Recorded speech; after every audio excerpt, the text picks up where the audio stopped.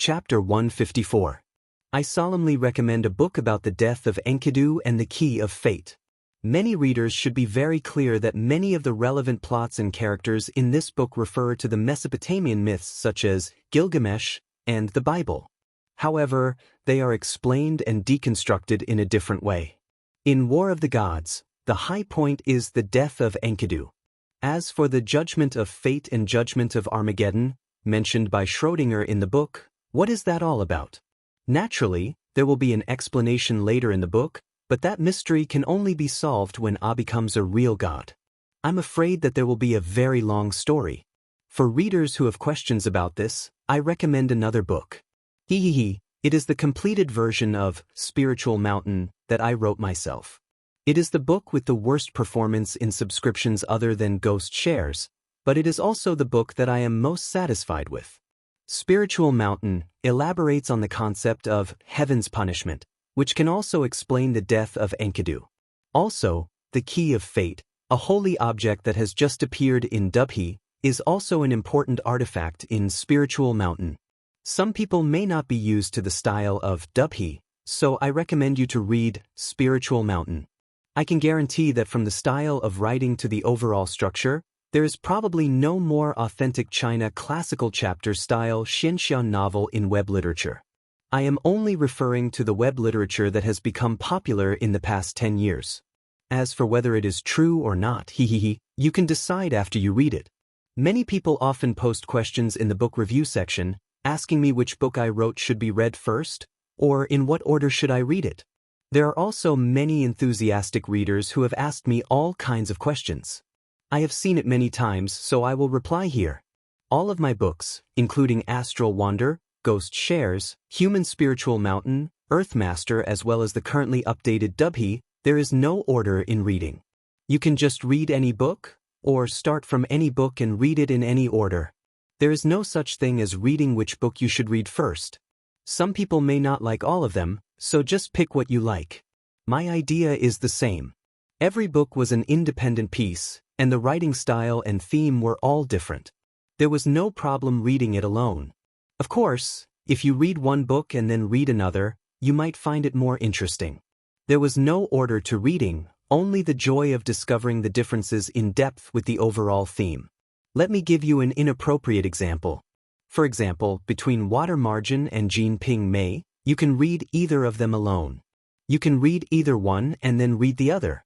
It might be more interesting. That's why I'm recommending Spiritual Mountain today. The above is a recommendation for new readers. Old readers who have read Spiritual Mountain need not be disappointed. They can wait for Dubhi to be updated every day and develop new plots. Chapter 155. Life or Death. Madanzo steered the shuttle away from Ahmed's territory. It was much faster than riding a horse. Ahmad reminded him to be careful on the way, and to avoid densely populated cities. A few days later, the guards sent to the temple of Isis should have returned by now, but he was nowhere to be seen. Ahmad was puzzled. The highest authority in the temple of Isis was the Holy Lady, and the one in charge of all the books and documents was High Priest George. Only these two could deny his request. Was the book really so important that Maria or George wouldn't let him borrow it? Regardless of whether it was public or private, the possibility of that happening was extremely small. Ahmad was about to send someone to the temple of Isis to urge them, but the messenger from the temple of Isis arrived at that moment. To his surprise, it was High Priest George who personally delivered the book. What surprised him even more was that George also brought a message and a person. The message was about the kingdom of Babylon and the Hittite kingdom. The two countries had started a war not long ago, and the Hittite kingdom had suddenly retreated despite having the upper hand. This was because of the death of their king Lusir. At the same time that Gilgamesh invaded the empire of Igut, the elite Marduk Legion of the kingdom of Babylon and the Kish Legion of the kingdom of Kish had assembled at the crossings of the middle reaches of the Euphrates River.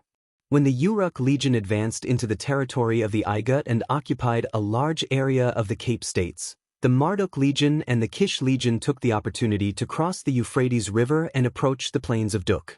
The army of the Kingdom of Babylon was stationed at the northeast corner of the Saya Desert and the southeast corner of the inland lake, waiting for news from the Uruk legion. If Gilgamesh's strategic intentions were realized, the army of Babylon would have nothing to worry about. The entire Saya desert was under the control of the Kingdom of Babylon, and they could take advantage of the opportunity to cross the inland lake and occupy the entire plains of Duk. Hittite had just concluded a peace treaty with the Empire of Igut. Originally, they didn't wish to continue the war. However, with a powerful foe eyeing them covetously, they had no choice but to regroup their troops, advancing to the southwest corner of the inland lake in preparation. The Hittite army had not completely retreated, so it was convenient for them to regroup. King Lucier did not return to the front lines and went straight back to the capital. Before he left, he wanted to reappoint Goliath as the commander-in-chief of the battlefield. Indeed, there was no one more suitable than him. But Goliath rejected the appointment and recommended Prince Asher to the king. Prince Asher was Lucier's favorite youngest son, and he had accompanied the king on this expedition. When Lucier was kidnapped by Goliath was not at the frontline camp, and he had acted as the commander-in-chief of the battlefield. The prince had experienced the previous war and humbly sought guidance from Goliath, and he got along very well with the generals at the front lines. Asher was suitable in terms of status, experience, and connections, and it was a rare opportunity for him to be the commander-in-chief of the battlefield. Lucier was already somewhat wary of Goliath's influence in the kingdom, and this suggestion was exactly what he wanted. So he went with the flow and appointed Asher as the commander-in-chief of the battlefield. Prince Asher himself was a little uncertain, so he begged Goliath to be the chief priest of the army. This was a new position that did not exist before, and in fact, it was to assist the prince in commanding the battle at the front lines. Goliath nodded and agreed. Prince Asher was the commander-in-chief, but he obeyed Goliath's every word. When Goliath suggested that he stay put, Prince Asher remained on the sidelines and was not in a hurry to fight. The armies of the two countries faced each other in a strange state of silence. Igut and Hittite were allies, and Goliath would send people to the Cape States every day to obtain the latest battle reports. The soldiers did not need to fight, but a group of mages in the army were exhausted, flying shuttles back and forth every day without rest.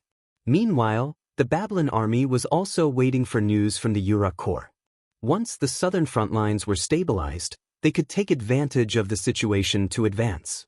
Even a supreme mage would normally take more than 2 days to drive a shuttle from the Hittite camp to the Cape States if they did not overexert themselves. At the same speed, it would take more than 3 days to cross the desert from the Babylon camp to the rear of the Uruk Corps. In other words, a round trip would take the Babylon army 7 days, while the Hittite army would need 5 days. In fact, Babylon's army did not use shuttles to send messages as frequently as Goliath did. Only a mage who had mastered advanced spatial magic and air magic could operate the shuttles, and that mage had to be at least a 6th-level mage. How many mages did Babylon's army have to send to and fro every day? No one knew how long the current stalemate would last, and it was also a huge manpower drain. The fall of Enkidu, the #1 warrior of the continent, and Gilgamesh's retreat, Goliath was the first to receive the news, a full 4 days ahead of the Babylon army. When he received the news, Goliath advised the Assyrian prince to march immediately and launch a surprise attack before Babylon's army could react. The battle plan was also formulated by Goliath. Prince Asher commanded the 3 legions of Enlil, Anu, and Nannar. Goliath's route of advance was not to go straight to the Babylon camp, but to go straight through the Saya desert in the south, while the army of Nannar launched an attack northwards. Of course, this single legion could not defeat the Babylon army. On the way, the Enlil legion would turn around and outflank the retreating army of Nannar to stop the Babylon army's counterattack. As for the Anu legion, the most elite legion formed by Goliath, they did not care about the unfavorable situation in the rear. They broke through all the defensive lines and entered Babylon territory, occupying the crossing on the west bank of the Euphrates River. This tactic of splitting the army to block the enemy and sneak attacking the enemy's rear caused the 2 legions of the Babylon kingdom to lose the crossing, cutting off their retreat. The Babylon army won several victories at the beginning and was about to push the army of Nannar and the Enlil legion back into the desert.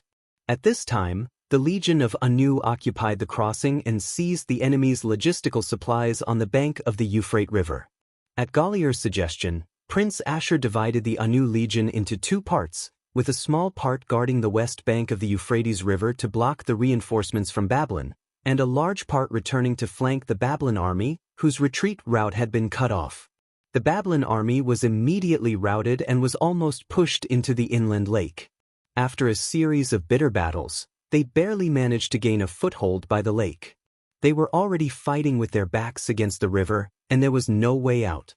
The sudden change in the situation at the front lines shocked the kingdom of Babylon, and they urgently mobilized the A Legion to reinforce them. In terms of national strength, Babylon was stronger than Hittite. It had a larger territory, a larger population, fertile land, abundant resources, and a better standard of living. However, national strength did not necessarily equate to military strength.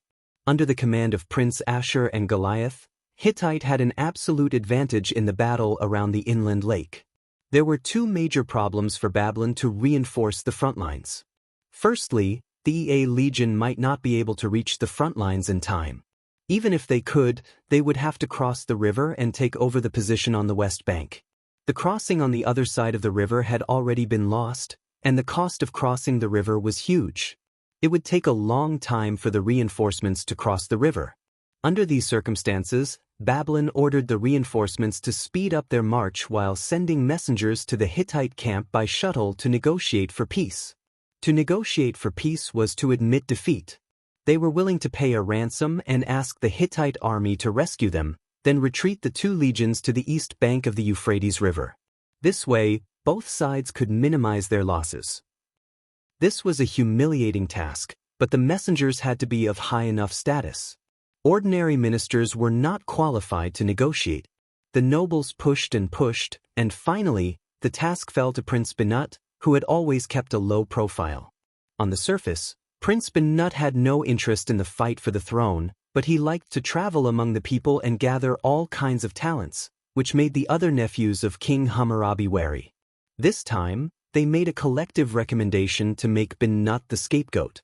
Originally, the king wanted to send Princess Sisera as the messenger, but the princess played a trick and pretended to be sick.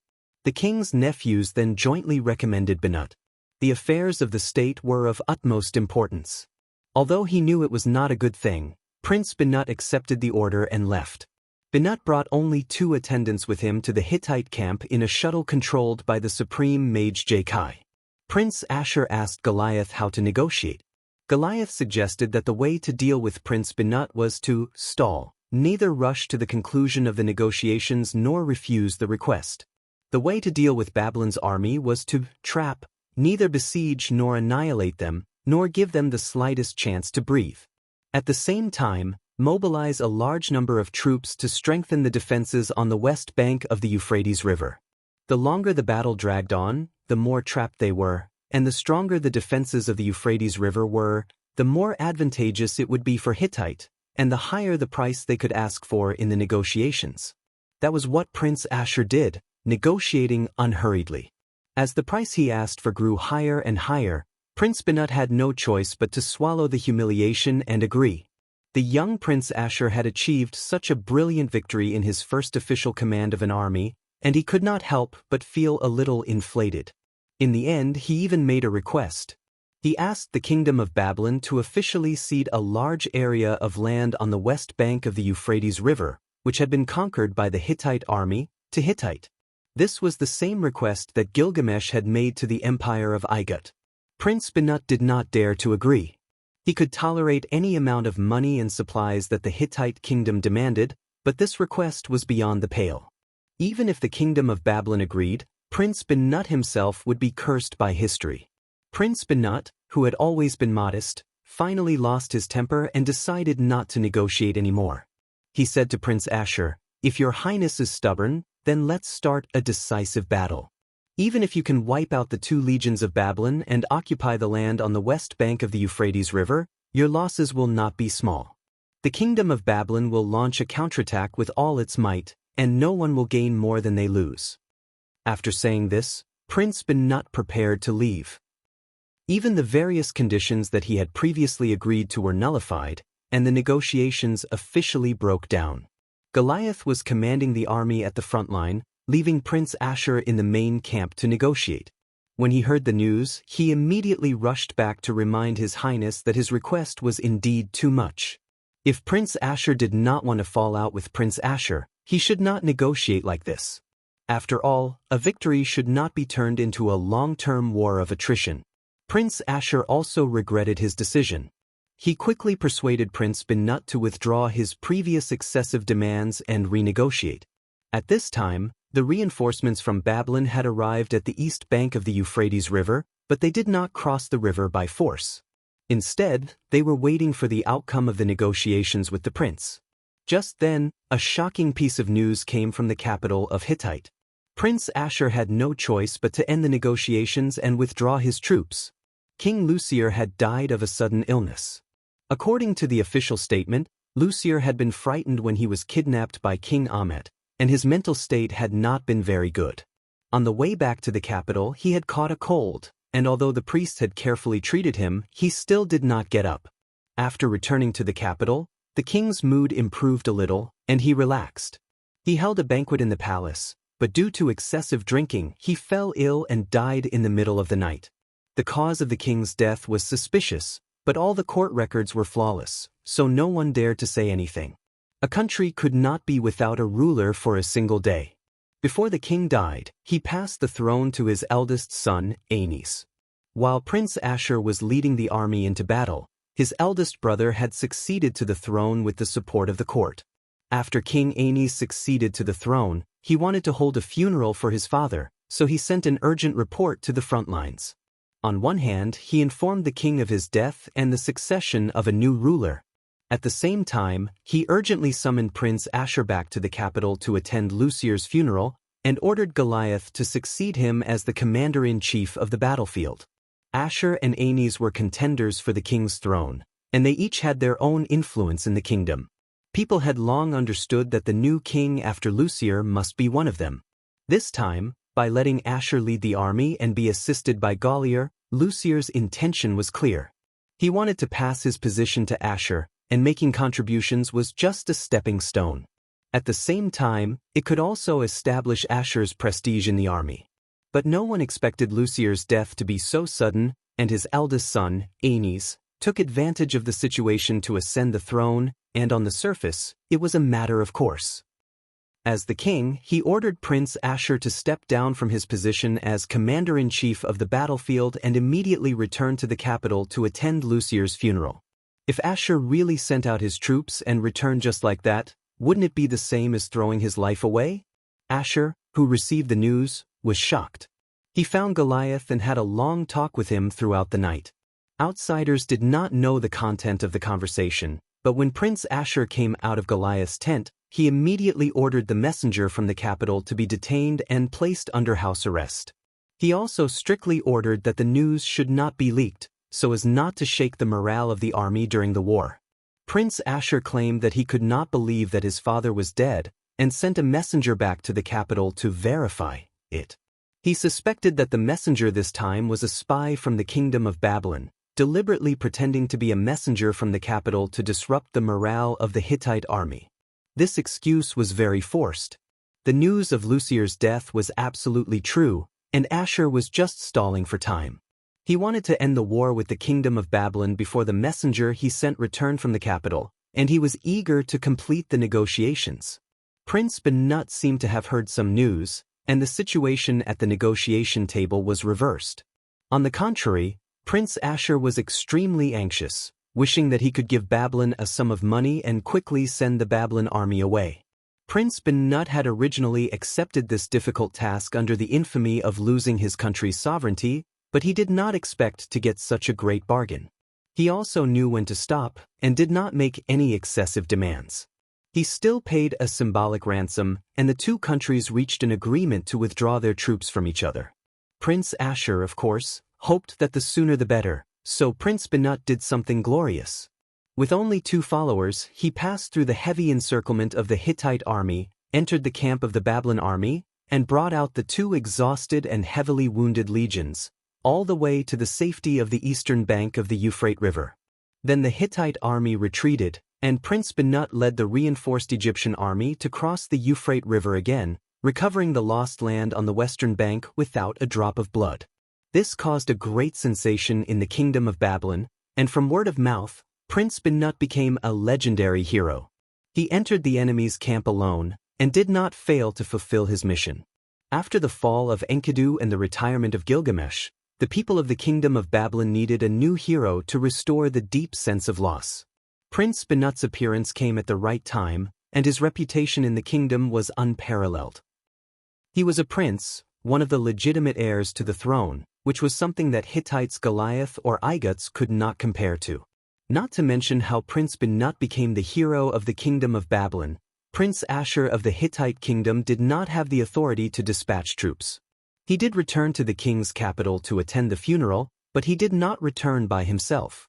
Instead, he returned with the elite chariots and cavalry of the Hittite army.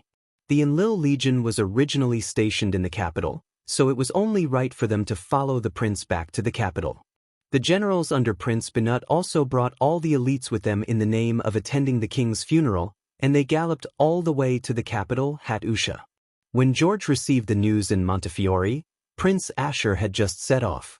It seemed that the civil war in the Hittite kingdom was inevitable.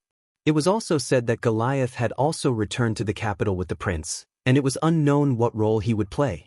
When Ashur heard the news, his heart was filled with emotion. He had once captured the former king of the Hittite kingdom, Lusir, and kept him by his side for more than half a month. Although the king was not very strong, his body was not that weak. He also had a supreme mage to treat him at any time, so he should not have died so quickly. It seemed that there was more to it than meets the eye. He was also feeling sorry for Goliath. Goliath led the main force of the Hittite army, and the 2 wars he commanded were extremely successful. He should have won both wars, but both ended in a draw, and it was King Lusir who lagged behind. The king was dead, and his death was the last and most serious disaster to befall the country. It was truly not a good thing from birth to death. Amidst his emotions, he smiled bitterly and asked the man beside George, "General John, since you have recovered from your injuries, why didn't you go to the NRA Legion and instead followed the high priest to my territory?" The guest that George brought was John, the frontline commander of the NRA Legion. Not long ago, Ashur recommended him to be the next head of the Legion, and the pharaoh did not reject it, only saying that he would appoint John after he recovered from his injuries. Counting the days, John should have already taken up his post, so why would he have the time to visit Ashur's territory? When John heard the question, he slammed the table heavily and said, "Supreme General, don't mention it. I was dismissed as soon as I took up my post, and even demoted by 1 rank. Ashur was surprised. "What happened? Did your bad temper flare up again? What trouble did you cause this time?" At the side, George shook his head and said, "The cause and effect of this matter are very complicated. You can't blame General John for his bad temper. Let me explain slowly." Pharaoh did not refute Ashur and the military. When John recovered from his injuries and returned to the Montefiore military office to report, Pharaoh ordered him to be appointed as the head of the NRA Legion, and he was to rush to the Cape States to take up his post on the same day. John was a straightforward person, so he immediately went. While John was on his way to the Cape States, Pharaoh and Igut's military headquarters in the distant capital received several reports of impeachment against John. It was a long story. As early as when I was training his troops on the march, he had dealt with a few priests who didn't work hard. At that time, it was Hardadef who dragged them out of the army formation and personally beat them half to death. One of the priests was severely injured. It was unknown if he was faking it or if Hardadef was too heavy-handed in his rage. In any case, this person took the opportunity to be transferred out of the army and returned to the rear to recuperate before going into battle. At that time, Ashur did not have absolute authority. The priests were all under the jurisdiction of George.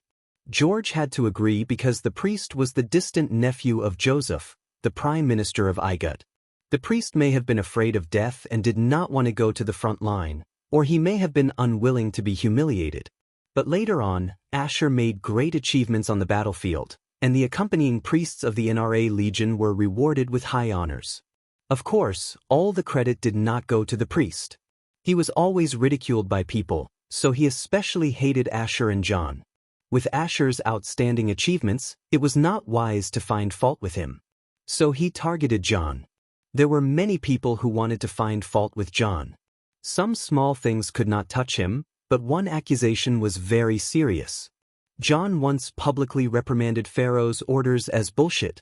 That was after the battle with the Hittite army and just returned to Igut. Before the news of the Uruk Legion's raid arrived, Pharaoh had already ordered Asher to be dismissed from his post. John happened to meet the messenger on his way back. When he heard the news, he was furious and shouted, "Bullshit! Asher is a warrior. Is there any position more suitable than being the head of an imperial legion?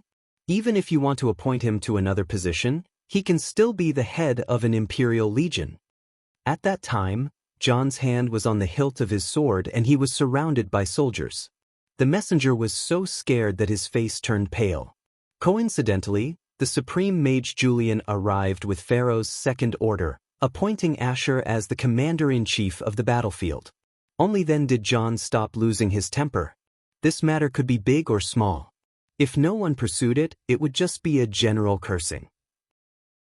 But if they really wanted to collect evidence and make a big fuss about it, and then write a written impeachment report in hieroglyphs and send it to the Egyptian military and the pharaoh, the quality of the problem would be serious. Pharaoh claimed to be the representative of Horus on earth, symbolizing the will of the gods, protecting and ruling over Igut. To protect and rule Egypt, his official orders were equivalent to the effects of an oracle. Who dared to say that an oracle was bullshit? This was a great disrespect, a blasphemy against the gods, a disgrace to the dignity of the empire, and must be severely punished. A priest might not be able to stir up such a storm, but he went to the prime minister of the empire to complain. The prime minister secretly intervened, so he obtained the signed testimony of the messenger, as well as the testimonies of the other people present, and then submitted an impeachment report. The prime minister of the empire had other considerations in this matter. He also wanted to use this matter to attack the military forces that had risen after the war, especially to weaken the influence of the newly rising Asher. Although Asher had lost his military power, his influence in the military still remained. John was his most important subordinate, and this was more or less in accordance with Pharaoh's hints. Chapter 156. The concealment of the gods. The murder took place in Thebes, the capital of Igut. The victim was a mage, and it happened at such a sensitive time. Although no clues were found about the murderer, the most direct suspect and mastermind was John. People couldn't help but suspect him. Pharaoh was furious. If John dared to do this, he would be out of control. After investigating John's background, it turned out that he was a guy who dared to do anything. Pharaoh sent messengers to the Cape States for questioning, mainly investigating two things. One was whether John said that Pharaoh's order was bullshit, and the other was whether he sent someone to kill the priest. John received Pharaoh's messenger in the barracks.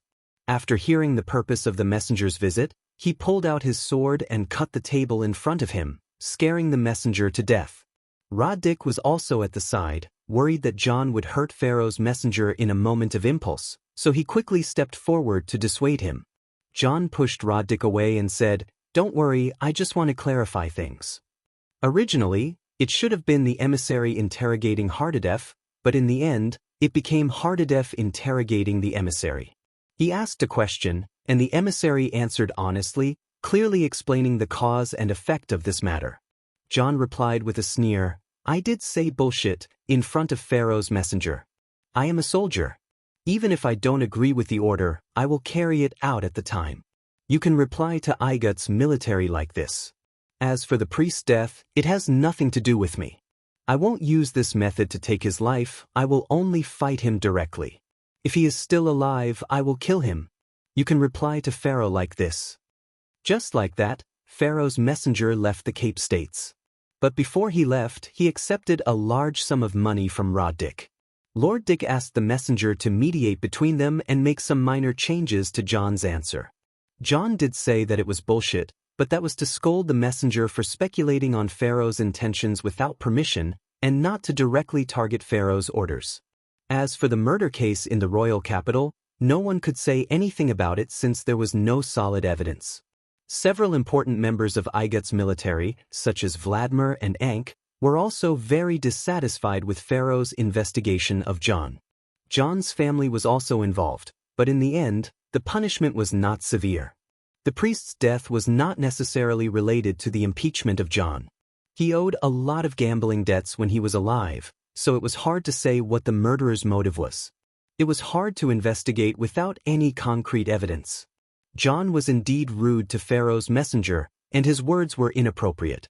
He was demoted to reflect on his mistakes, and the NRA Legion's commander was temporarily held by Roddick.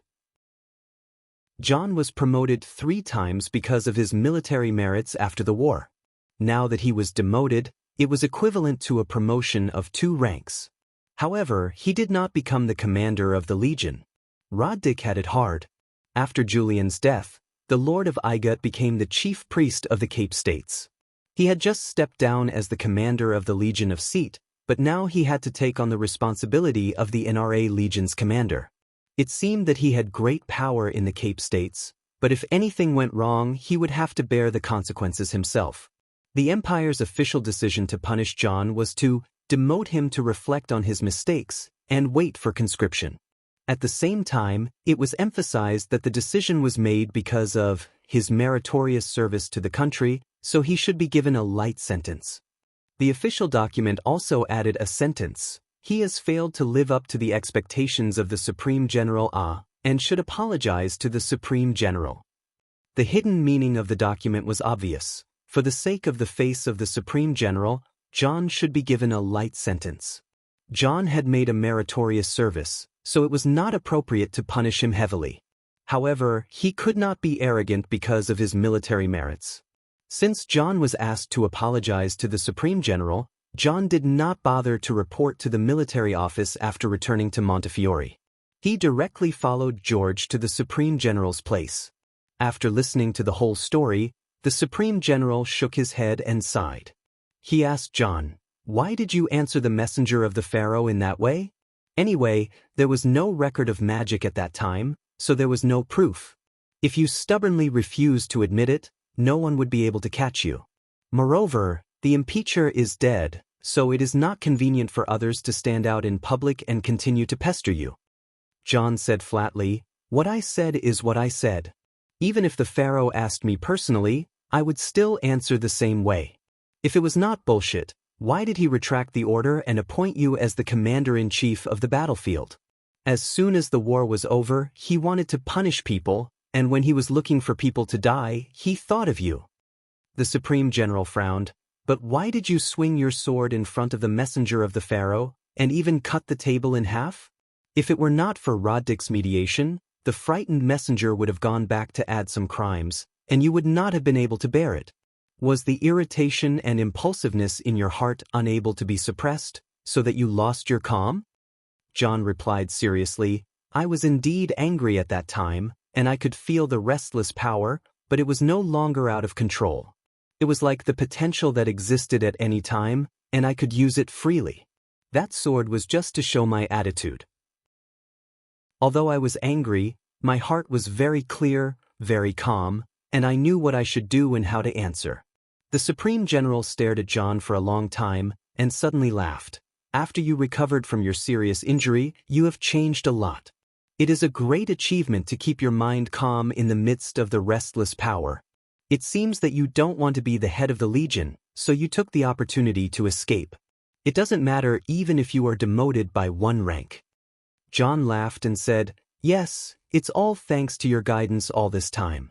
I've finally broken free from the double shackles of my body and mind. I've never felt so relaxed before. That restless power can no longer drive me. Instead, it has integrated into my body and mind." The Supreme General stood up and said to George, "The 3 of us used to be the 3 chief officers of the NRA Legion, and today we get together here. Let's have a good drink tonight, and also celebrate John becoming a supreme warrior." George also laughed. It turns out that the Supreme General also saw that John has advanced to a Supreme Warrior. I deliberately didn't mention it just now. John, on the other hand, was a little shy. This achievement cannot be compared with the Supreme General and the High Priest. What about Medanzo?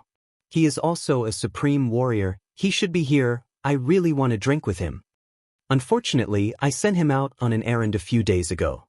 If General John is willing to stay here for a while, he will naturally be able to wait for his return. That night, the three drank and chatted merrily together. John felt that sitting in the small hall was not lively enough, so he simply ordered the servants to set up a large tent in the open space, set up the banquet there, and called the guards to eat and drink together. The scene was very lively, as if they had returned to the time when the army was on the march. John was drunk and was helped back to rest. After the banquet, George called the Supreme General to the small hall alone, handed him a beautiful copper box and said, "Supreme General, this is the ancient book you wanted to see. Only a Supreme Mage can open this box intact without destroying the contents inside, so I personally brought it here and took it out in front of you." The Supreme General said with some embarrassment, "It's hard for the High Priest to come in person. I didn't expect this ancient book to be so particular. When I was in the archives, I only knew that it was locked in a cabinet, but it turned out that there was a mechanism in the cabinet." George smiled bitterly. "It's because of Supreme General's face, otherwise it would be impossible for this kind of ancient book to leave the Temple of Isis. If you want to see it, it's not impossible, but you have to go to the scene yourself and you can't take it away. I told Lady Holy NV, and she asked me if I wanted to come here to relax. I said yes, and she sent me here with the ancient book, and then I have to be responsible for taking it back myself." Ah was slightly surprised. "What ancient book is this?" George was stunned. "You gave the file number, don't you know it yourself?" Ah smiled awkwardly. "I have been to many places and heard a lot of rumors, but I only know that there is such a file number, but I don't know the content." George glanced at him. "Where do you know so many strange rumors?" "Forget it, I don't want to ask, you can read it if you want. To be honest, even I have not seen this ancient book. According to the Archives Index, it is an ancient myth and legend, and may involve the hidden past of the gods, so it is difficult to distinguish the truth from the lies. A myth like this that may be disrespectful to the gods should be destroyed, but this book is a collection passed down since ancient times, so it was sealed. I checked the records, and the last time someone borrowed it was more than 200 years ago." Ah asked curiously, "So, this box has not been opened for at least 200 years?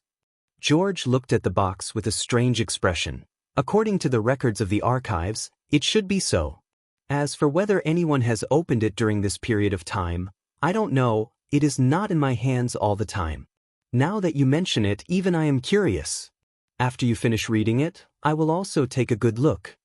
Both of them were proficient in advanced message magic, so of course the box was sealed by magic, but the traces of the seal were obviously from recent decades, indicating that someone had opened it without registration.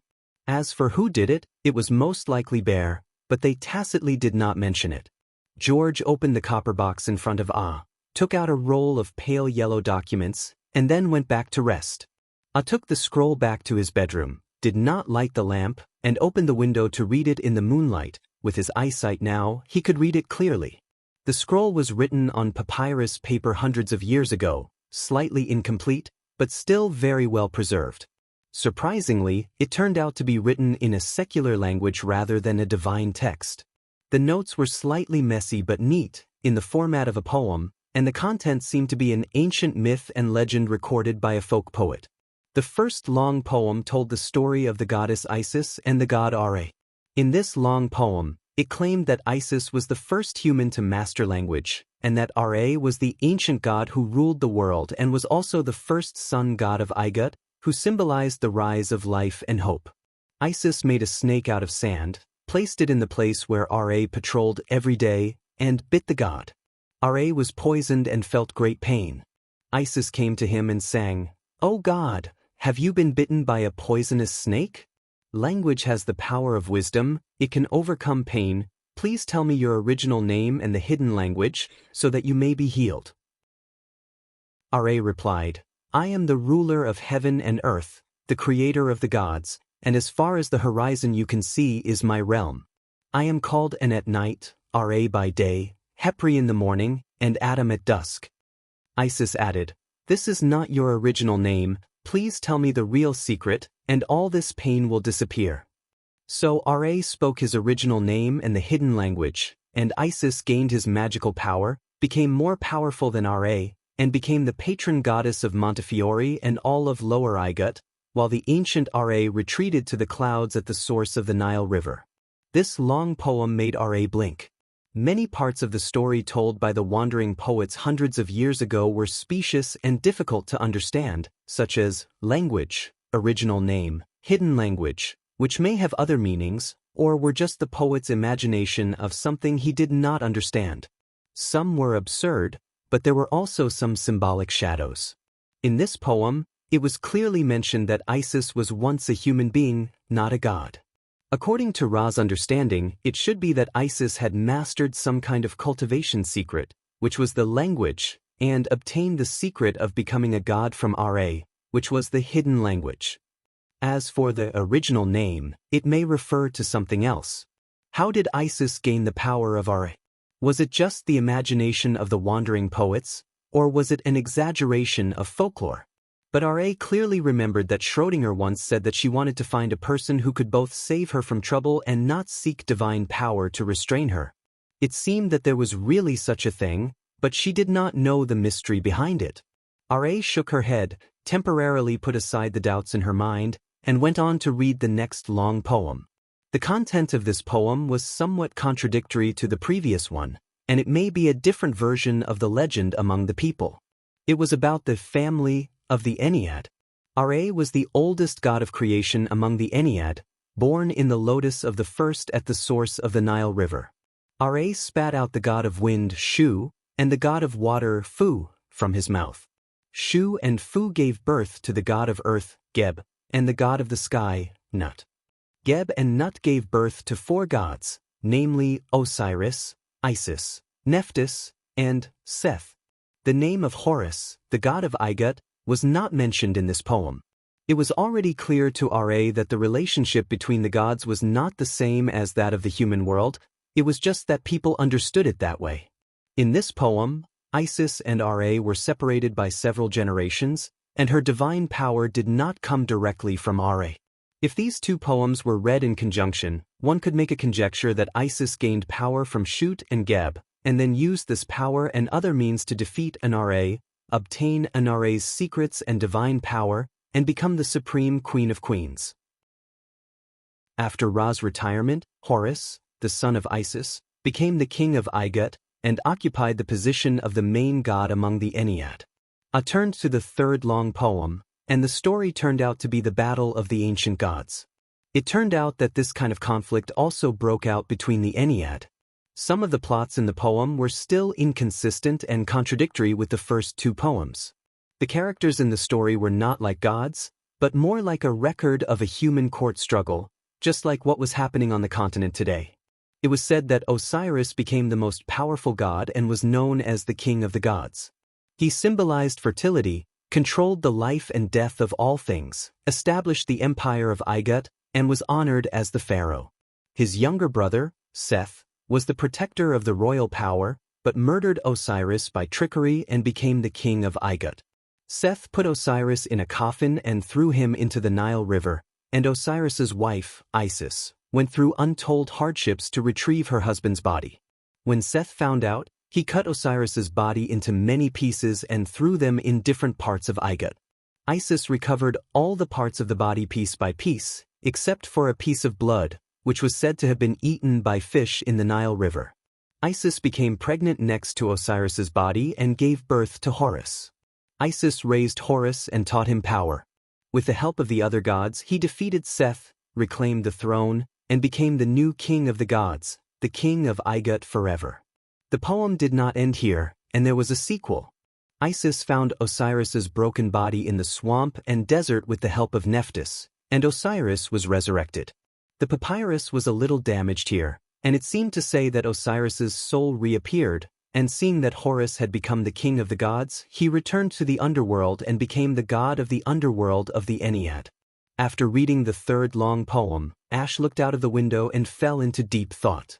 The content of the poem was naturally processed by the poet's imagination, but a few things could still be confirmed, and the legend was not groundless. The people of Iga did not eat fish, nor did they fish in the Nile River. It was said that the fish in the Nile River had the blood of Osiris in their bodies. This river led to the underworld, and Osiris was the protector of the Nile River. The annual flooding of the Nile River, the withering of vegetation, symbolized the cycle of life and death, and also symbolized Osiris's resurrection. The poem mentioned that Osiris's body was divided into many parts by Seth, and some of his blood was eaten by the fish in the Nile River, which was the origin of the current custom of the people of Igut. Another unmistakable piece of evidence was one of Osiris's ribs, which was now in Ash's hands. It was a sacred object that Bear had stolen from the temple of Isis. It seemed that Osiris had given up his original body and did not return to the world, but became the god of the underworld. Did he have a new body, or was it an existence like a soul? Ash did not know.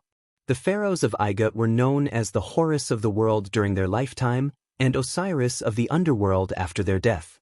They had to build magnificent mausoleums for themselves, and their bodies could be preserved for a long time after special treatment, hoping to be resurrected like Osiris, which also proved the existence of the myths and legends from long ago. Ash sighed and lowered his head to read the last chapter, which mentioned the story of the Igut cat goddess, but seeing this, Ash finally understood why Schrödinger wanted him to read this ancient book. The secret of her losing her divine power and being sealed may be hidden in this ancient legend. Chapter 157. Fish I Love You. The title of this story was The Book of the Dead, and the opening was no different from the current Igut myth. Man's life is like the flowing Nile River, the end of which is the underworld ruled by Osiris.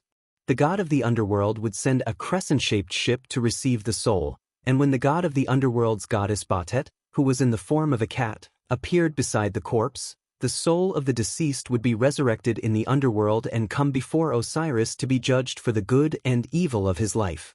But this story also specifically mentioned the origin of Batet. Batet was a goddess, but under the judgment of fate, she became a cat and guarded the granary for the people of Iga to atone for her sins. When she gradually regained her power as a god, Osiris sealed and controlled her divine power, making her the underworld's protector and receiving souls from the divine realm. I see. Akka had never heard of this story before. It seemed like something must have happened to that goddess and turned her into a cat. I had seen beings like the Scorpion King, and he would not be surprised if cats could also cultivate the power of the gods. However, this cat was under the control of Osiris, and its divine power was sealed, which was incomprehensible. The content of this ancient book was not too long, but Achay spent the whole night reading it.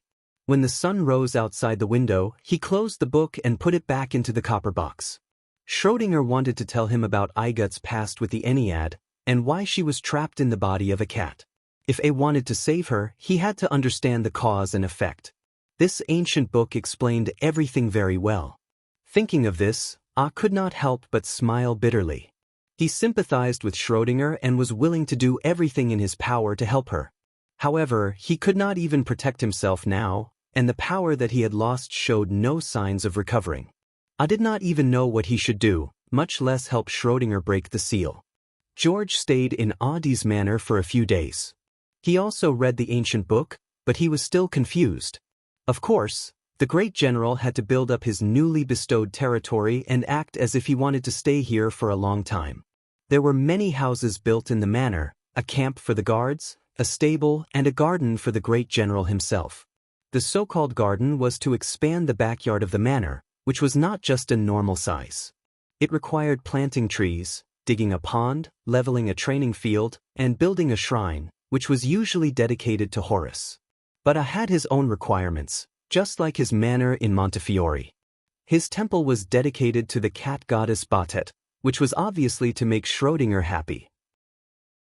When I gave this order, George smiled and said, I heard that when you were holding the king hostage, you let a cat sit and eat first. Lucier waited while you roasted it. King George. Cat King of King. You, King. The General Cat King King. Even Shrine of the King Temple is love to cat. Gut King is beast. God Cat King King Bada King. Adi smiled and asked, why can't I? What's wrong with that?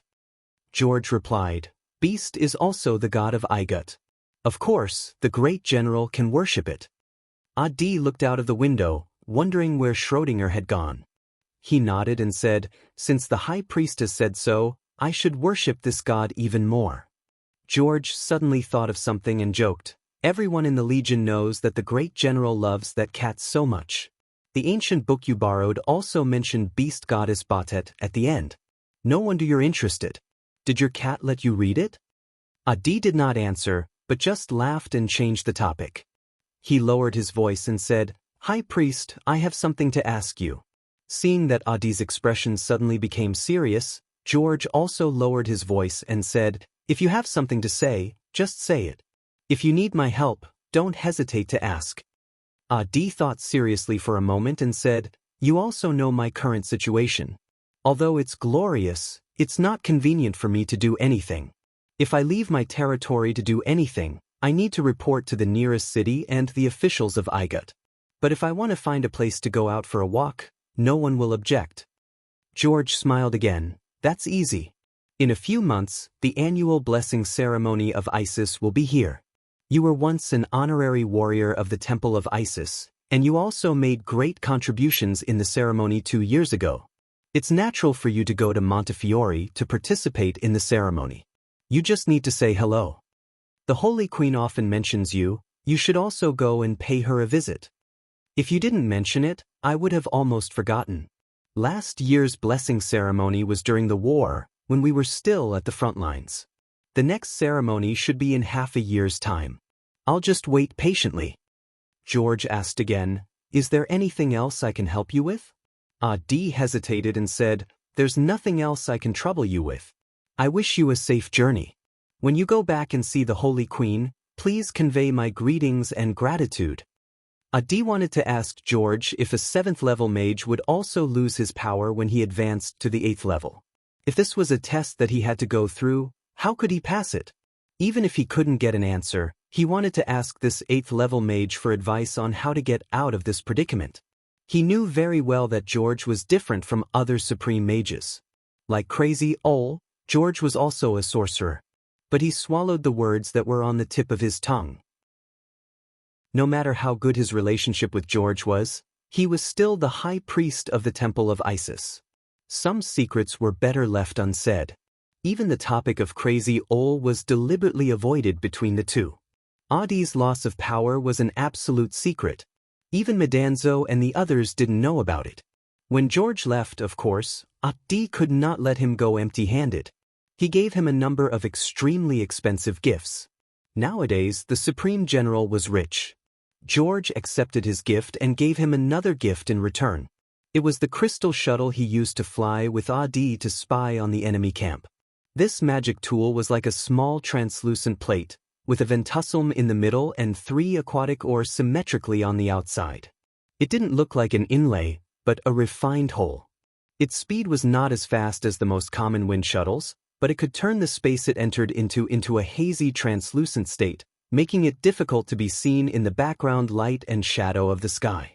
If one wanted to conserve magic power at high altitudes, it could also turn into a gray or white mist, like a drifting cloud. Riding this kind of shuttle could avoid detection magic. If one kept a safe distance, even supreme mages wouldn't be able to detect them.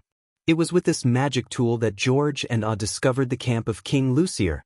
This magic tool could only be used by supreme mages, but George gave it to Adi and said meaningfully, with my current position, I have enough wealth and power to get what I want, but things like the crystal shuttle are hard to come by. I made it myself, and it symbolizes the suffering we have gone through. You must accept it. This is a souvenir of us going through fire and water together. It may be more useful in your hands than in mine. This was really a good thing. If Adi regained his power and wanted to quietly escape from the Igut, this would be an excellent weapon. Even if Adi didn't use it himself, it would be great to give it to his disciples. Adi didn't hesitate and accepted it after thanking him. George left, but John remained in Adi's manor. He didn't have the slightest intention of returning to Montefiore. All day long, he led Adi's guards on horseback, hunting, and even went to the Nile River to catch crocodiles. He had a lot of fun. When the shrine was being built, John even took the initiative to help supervise the work, allocating supplies, mining stones, and assigning workers. Everything was like commanding an army to carry out a mission. The miners of Duk were the best craftsmen. Of course, Adi's manor couldn't do without these slaves, so he simply put John in charge of this matter. John asked Moses to transfer a third of his men to the manor to help the supreme general build the shrine. After the general advanced to a supreme warrior and integrated the restless power into his body and mind, his temper was much better than before. He no longer beat and scolded people. But just by standing there, he emitted an invisible murderous aura. Adi asked when John would return. John shook his head and said, "I don't want to go back to Montefiore. I'm more comfortable here. Just let me stay here. There are many things to do in your territory. I'll help you train your guards, and I want to wait for Medanzo to come back to exchange pointers." Adi had no choice but to let John stay in his territory. Not long after, Medanzo returned with the wind shuttle and Link. Before Medanzo left, he told him that if Link was able to come out, it would be best for him to see him. He had something to do for Link, and at the same time, he wanted to see how his disciples' training in the power of two sides was progressing. The news brought by Link was very good. In a short period of time, not only did he lead the savages to establish a firm foothold, but he also gathered thousands of people to build a stronghold. The embryonic form of a city had already appeared. It was impossible for so many people to come from Link's tribe. Many of them were savages from other tribes who had come out of the mountains, and many of them turned out to be highlanders. When the flood gradually receded, the area of the isolated island where Link was located grew larger and larger. It was the largest piece of fertile land in the center of the swamp, and several paths leading to the east and north also appeared. Elmar and the other ironbacks no longer needed to carry them out. As the climate and landscape changed in this area, many beasts appeared on the plains of Duk, and some tribes also came out of the mountains to hunt on the plains. Knowing that there was a large village here, many people took the initiative to come to Link for shelter. Coincidentally, the Saya Plateau had suffered a flood not long ago. After the climate changed, there was more rain. The rainstorm had nothing to do with the gods, and it rained on the plateau for a long time, causing flash floods. It was originally only a small disaster, but for the Highlanders who had lived there for generations, it was a great disaster. Their villages were destroyed and many of their prey disappeared, so they were forced to come out of the mountains to the plains. The simple-minded Highlanders had several conflicts with the savages at first, but they were all cleaned up by Link.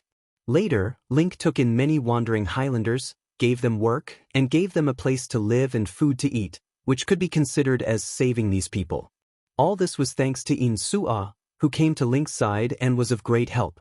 He assigned everyone to different tasks, made plans, reclaimed the wilderness with the highest efficiency under the existing conditions, built houses and walls, sent people to guard and survey the surrounding environment, organized the warriors to hunt collectively, and managed thousands of people in an orderly manner. Link, on the other hand, had nothing to do, and before Medanzo could say anything, he urged Medanzo to bring him to see him, and Medanzo brought him back. Although Link was the chief of the tribe and the most capable leader in the tribe, he was still the same as when he was a teenager. He had never been to any other place except the wastelands around Duk and the mountains of the valley. Along the way, everything he saw was strange, and he could not help but beg Medanzo to take him to the towns to see the world. Medanzo laughed at him several times, but he still took Link to several cities along the way to broaden his horizons. The dazzling things in the shops made Link drool. He bought a bunch of things and stored them in the spatial artifact carried by Medanzo, as well as a lot of grain seeds and various new farming tools.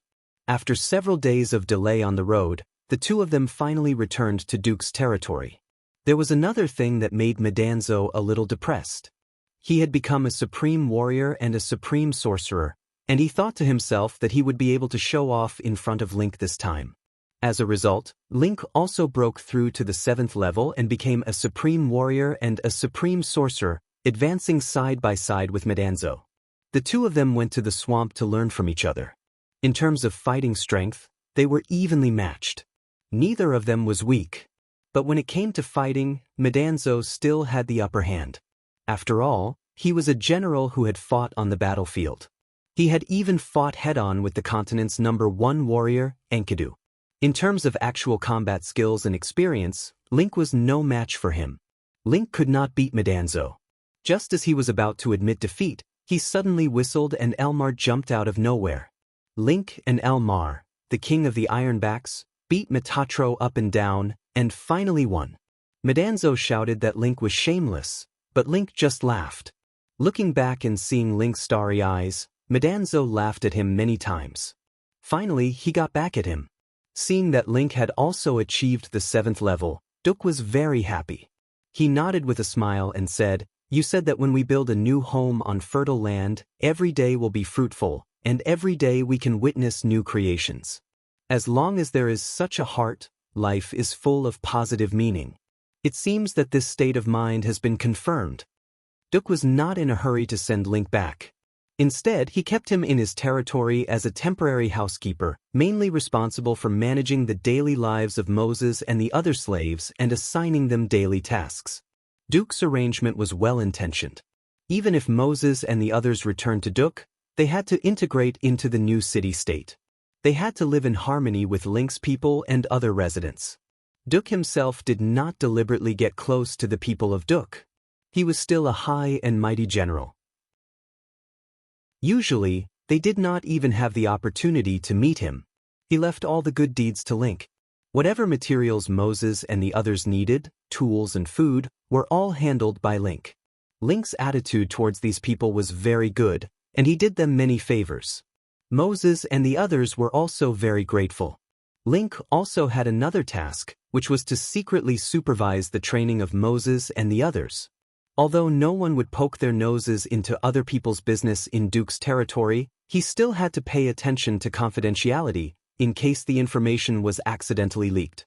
Now that Link had achieved the 7th level, Moses and the others would not be aware of his secret surveillance and protection.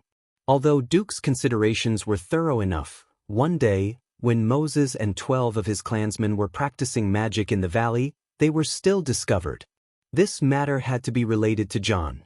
John was overjoyed to see Madanzo return. He had just advanced to a supreme warrior, but there was no opponent by his side to spar with. It was not good to find General Duke to spar with.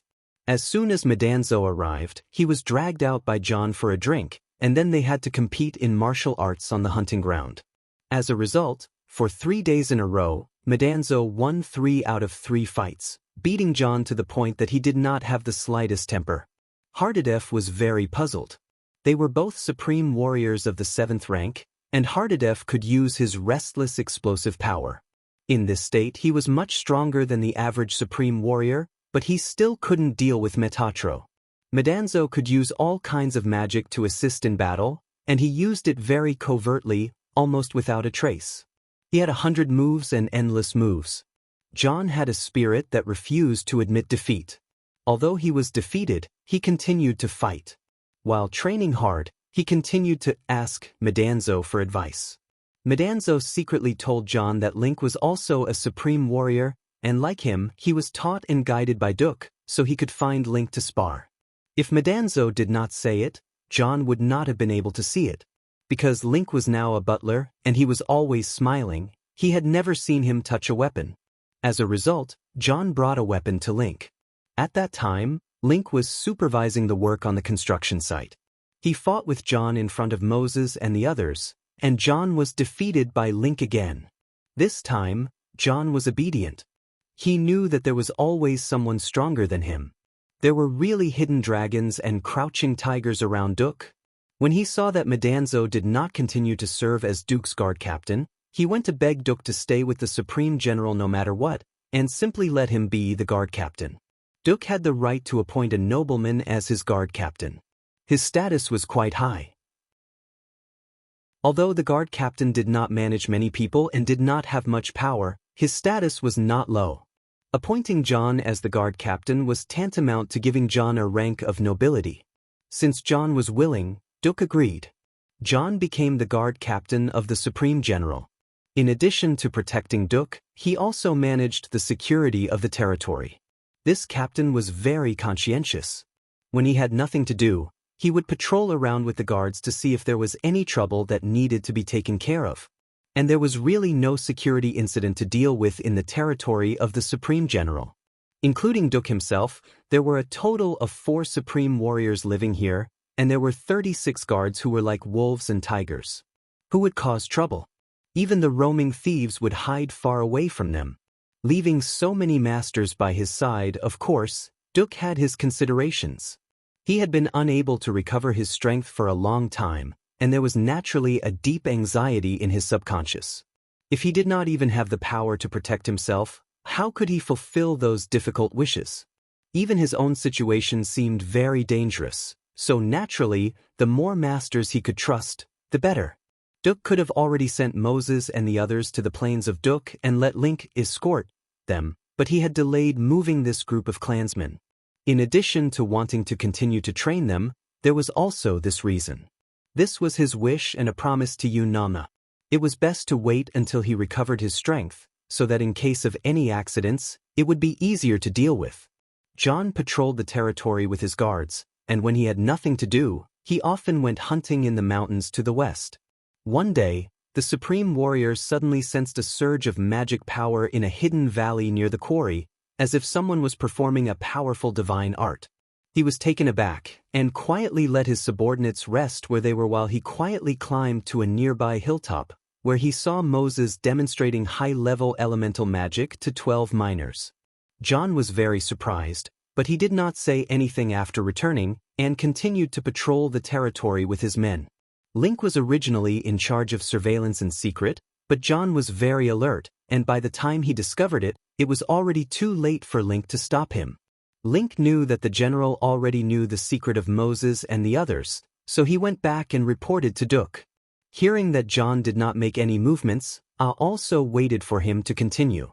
He knew very well that since John was doing this, he must have some plans. The people of Igut did not eat fish, and the people of Igut worshipped cats. There was an interesting relationship between the two, because cats like to eat fish, but cats generally did not catch fish themselves, so the cats of Igut had no fish to eat. Schrödinger enjoyed an endless stream of good wine and delicacies, but he still liked grilled fish the most. Of course, this cat would not catch mice by itself, let alone go into the river to catch fish.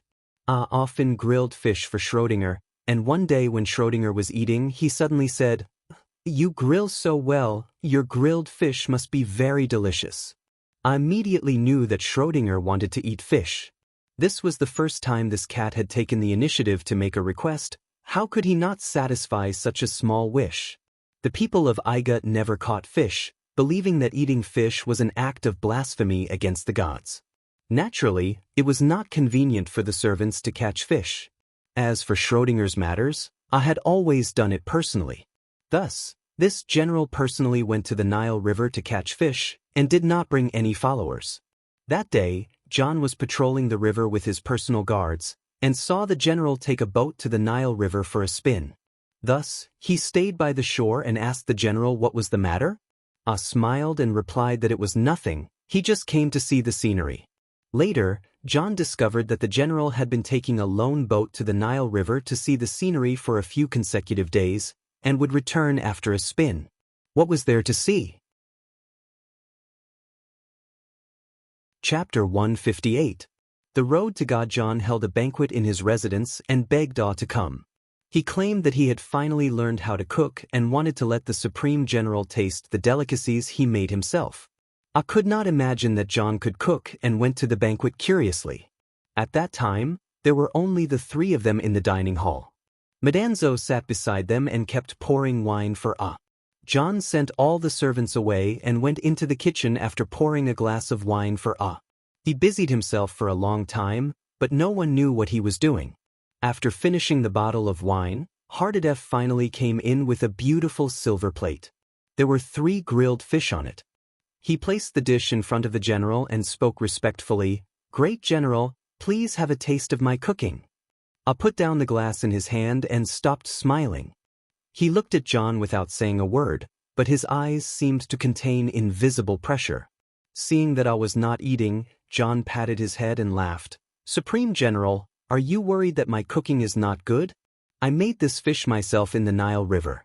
I tasted it just now and it tastes good." Then he picked up the knife, cut a piece of fish and ate it, even chewing the bones. At this time, I stood up and shouted coldly, "John, what do you want from me?" The Igut people who believed in the Ennead did not eat fish, nor did they fish in the Nile River. Since ancient times, the fish in the Nile River had the blood of Osiris in their bodies. John invited to dinner today and served him a plate of fish. This was blasphemy, but it did not seem that he was trying to frame because he had eaten first. The atmosphere became a little awkward. Madanzo quickly stood up and smiled to smooth things over.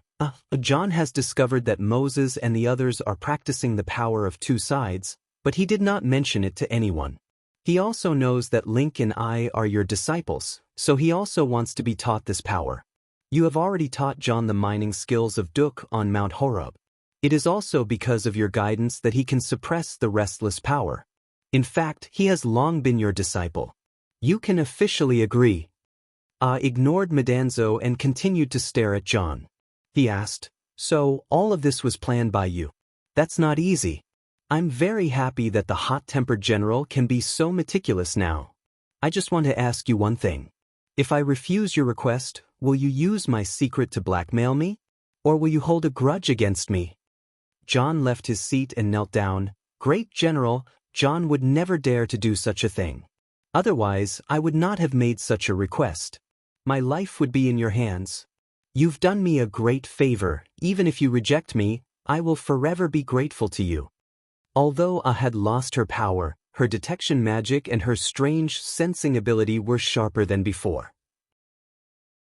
Hardadef did not hide anything when he answered, and I could clearly sense the emotions in his heart, firm and sincere.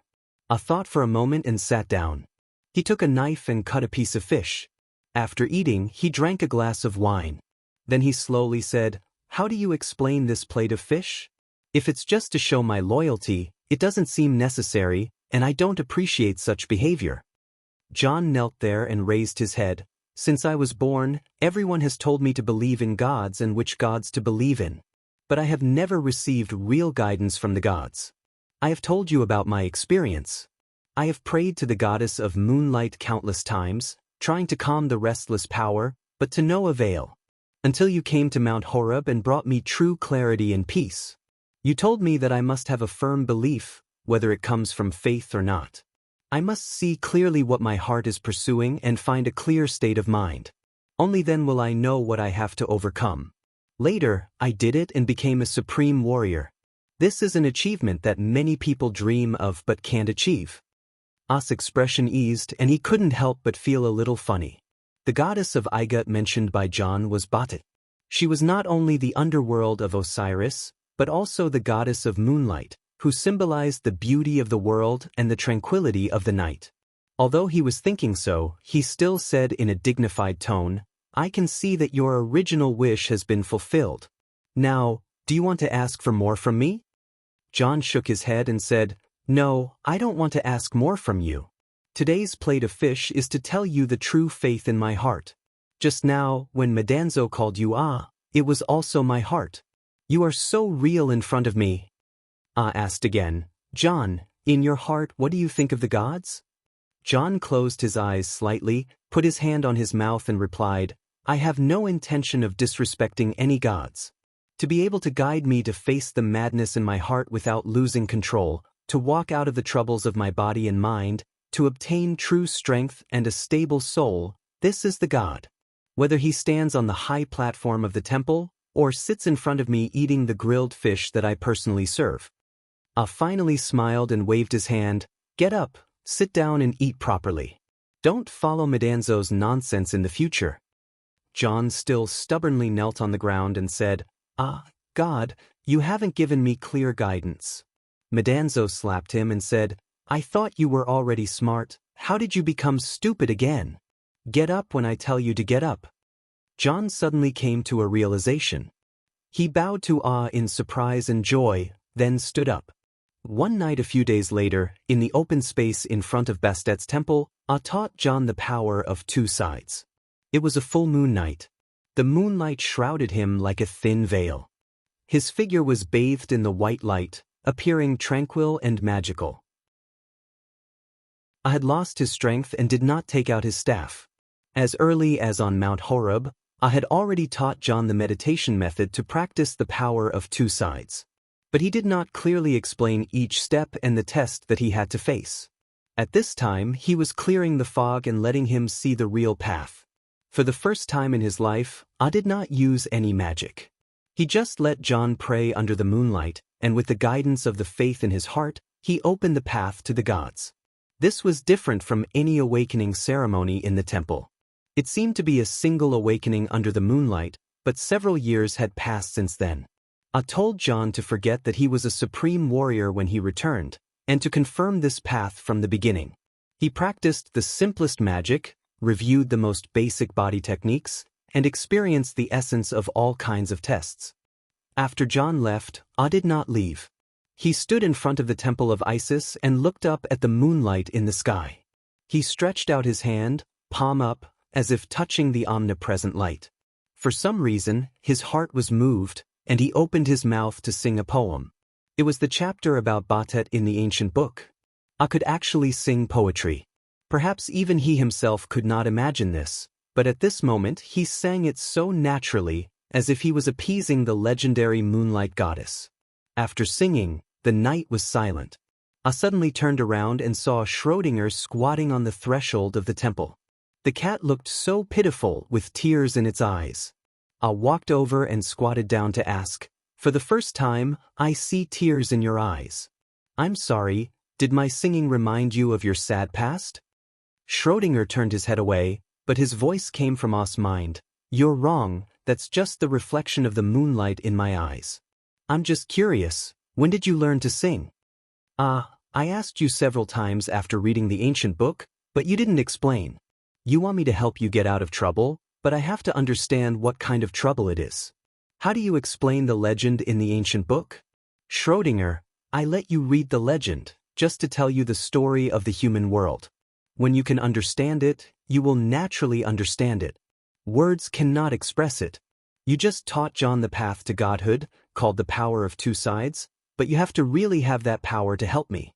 I have waited for so many years, and I don't mind waiting more. I turned to look at Schrödinger, but I don't want you to wait too long. Can you give me some hints? If this is a test, how can I pass it? Schrödinger lowered his head, buried it between his front paws and replied, "You have already reached this step, even the gods cannot directly restore your power. The test you face is a kind of understanding, not how to restore your power, but how to find yourself. Only when you let go of everything can you usher in the moment of regaining everything. I know very well how to pass this test, but telling you the truth is not enough to prove your achievements, otherwise all the people in this world will be gods." I was silent for a long time, carefully thinking about Schrödinger's words, and finally sighed. Understanding the truth and practicing it are two different things. Witnessing the existence of the gods and understanding the secret of becoming a god does not mean that you are a god. Even if you despise all the achievements in this world, drag the gods down the altar to curse, trample, and insult, you will not become more noble, let alone achieve true transcendence. I understand this truth. But according to the legend, Batet accepted the judgment of fate and became a cat, and her power was sealed and controlled by Osiris. What is this all about? Schrödinger's body curled up as if it was a little cold, and its fur was shivering. I picked it up and whispered, "What's wrong? Do you feel cold, or did I ask the wrong question?" Schrödinger replied, "You saw how Enkidu fell with your own eyes. That was the torture of fate, the judgment of the end of days. I have also experienced it.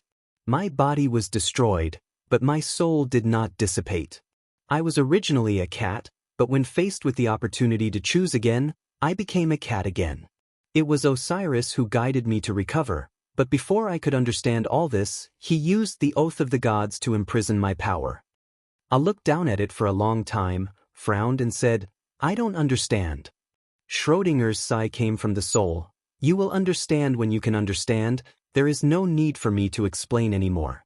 The process of you helping me break the seal will also help you face the test of breaking through to the 9th level, but it is too early to say these things now. I suddenly thought of something and asked, have you also experienced the test of losing your power?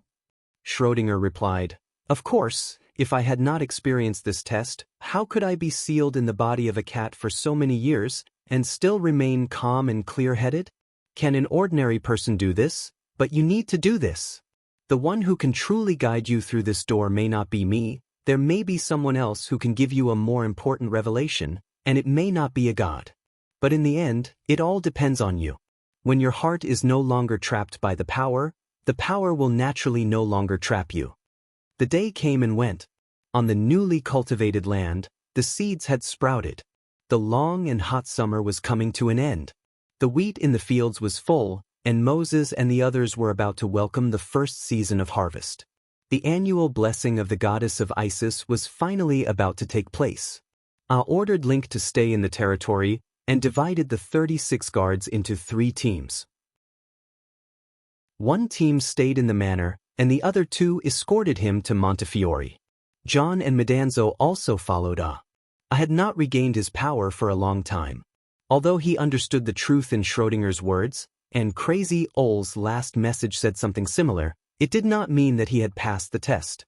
This time, I not only brought 2 teams of personal guards, but also 2 experts, Metatro and Hardadef. It should be enough to ensure their safety. But during this period of time, I did one thing, and that was to practice body arts and magic arts as usual. Since he could not use his power, he practiced various martial arts and basic meditation of magic arts. He did not have to think about how to use them, and instead, he was more focused. He could feel the growth of his magic, but he could not use it. It was like a man trapped in the wilderness, constantly digging for treasures but unable to buy anything. If one day he walked out of the wilderness and came to the human world, he would have an astonishing amount of wealth. I was preparing for this. He did not know when he would regain his power, but he planned to wait for that day to come, when his achievements would be far greater than before. I set off in advance, and arrived in Montefiore a few days before the ceremony. Of course, the first thing he wanted to do was to pay a visit to the Holy Queen. He had not seen Maria for over half a year. The location of the meeting was still the Holy Lady's spacious study. The Holy Lady first greeted the general according to etiquette. The Holy Lady gave the general a seat and talked about some past events and preparations for the ceremony. The Holy Lady also asked about the general's life in the territory. There was no lack of etiquette in the conversation. I wanted to find a chance to talk to Maria alone, but this time, before he could speak, Maria waved her hand and said, I have a few questions to ask the general alone. You can all leave. Gabriel was already used to this scene. When the servants left the room, she went out and closed the door. Her sword guarded the door. Only Maria and I were left alone. The 2 did not speak for a long time. They just stared at each other silently, as if they were having a silent conversation. It was a rare moment to be able to stare at each other in silence. Unfortunately, the Holy Queen's time was limited. They could not silently look at each other forever. In the end, Maria sighed softly and broke the silence. Your achievements surprised me. I knew you would do well, but I didn't expect you to do so well. Also sighed. I remember when the army returned to Montefiore, you were the only one who did not congratulate me. You only sent people to express encouragement and blessings. Everything I have obtained today, the person I should thank the most is you, Maria. Everything came from your guidance and help. She did not call him General, but directly called him Ah. She also did not call her the Holy Queen, but directly called Maria. Maria looked at him, and the light in her eyes seemed to be the blessing of Isis.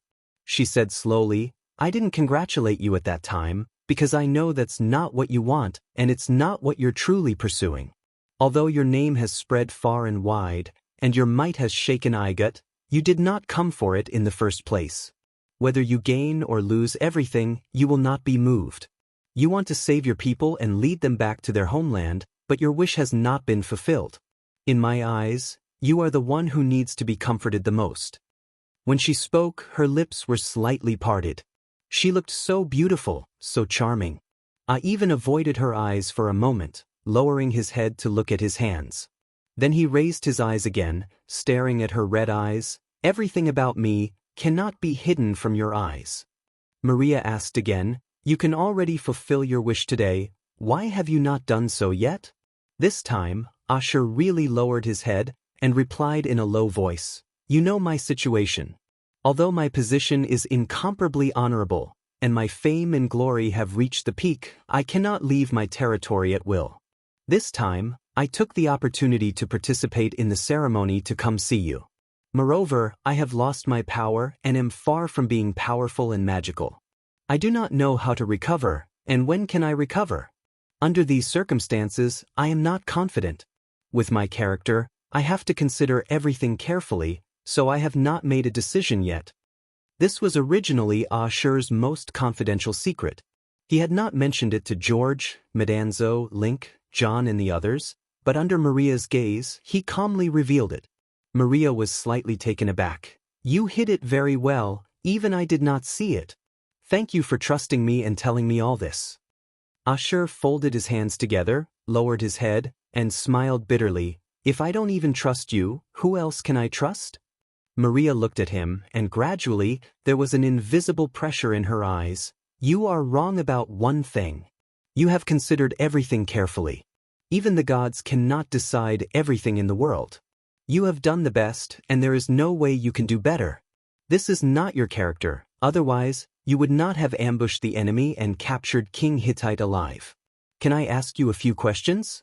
Please answer me, and also answer yourself. Ashur, ask away. Maria, you were once a passerby who almost died by the Nile River, but later became a general whose power shook the continent. Are you still a passerby on the Nile River on the battlefield? When you returned with glory, you could not leave your territory because of your military power. Are you still a general on the battlefield in your territory? Now you are sitting in front of me with your head lowered. Are you still the innocent boy in Duk? If not, then who are you? If you are, then who is Ashur? Ah finally raised his head, and his eyes met hers again. I understand. Maria, do you really understand? Chapter 159. Summon all the most beautiful girls. He actually called the name that he hadn't mentioned for a long time. Maria's long eyelashes trembled slightly. She looked back at the table in front of her and asked in a low voice, how did you understand? Ahmad replied, it's just a very simple truth. I have personally experienced it. When I lost the power to command thousands of troops, I didn't feel that I had lost anything, I didn't even think about it. But all this time, I have been thinking about the lost power, because the path I am pursuing is so difficult, but it used to not belong to me. I am not trying to get back the power, nor am I giving up the power. Whether I have it or not, it will not change because of this. The one sitting in front of you is still me, just like whether I am the supreme general of the empire or not. Maria smiled. You finally understand that this is not a test of your power. The power and magic you used to have is precisely what troubles you today. Just like ordinary bread, it hasn't changed, but when a person has tasted all the delicacies, can he still enjoy them? And delicacies are still delicacies, it doesn't mean giving up. Ahmad also smiled. From what you said, you should have achieved the 8th level. Congratulations. May I ask a few questions? I have not seen any relevant records in the books of the Temple of Isis. Do other supreme warriors or supreme mages also have to face this test when they advance from the 7th level to the 8th level? Maria thought for a moment and replied, there is no clear record, but this situation may happen. When a 7th level supreme warrior reaches the peak of his power, he sometimes feels as weak as a newborn baby, as if he needs to grow up again in order to gain greater power. Some of them will advance to the 8th level.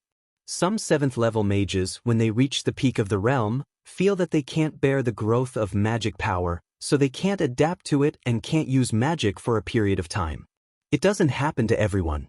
It lasts for a different period of time and manifests in different ways. I've never heard of a case like yours. Sure enough, there was a similar situation. No wonder Crazy Ol left such a message in the Taraculus. Ahmad asked curiously, how does it cause this? Why is it not recorded in the books? Maria frowned slightly and replied thoughtfully, the number of supreme warriors or supreme mages is very small, so this kind of situation may not necessarily occur, and the form of occurrence is not the same. The ancient books of the Isis shrine mentioned it, but they were not very clear. The archives of the Igut Academy of Magic had more records about it. When a supreme mage or warrior's power was hindered, they would generally not make it known to others. They would only pray to the gods or seek help from a trustworthy high priest. Some people thought that this was a test from the gods, while others thought that it was a punishment from the gods after one's power grew too much and looked down on the gods, causing their faith to waver. But so far, the most authoritative view was that there was a mistake or deviation in the training. After all, at this level, there aren't many systematic experiences that can be used as reference. Most of them are personal explorations. Couldn't help but lean forward and asked with great interest, how should we help them in this kind of situation? Maria, there is no set rule, everyone's situation is different.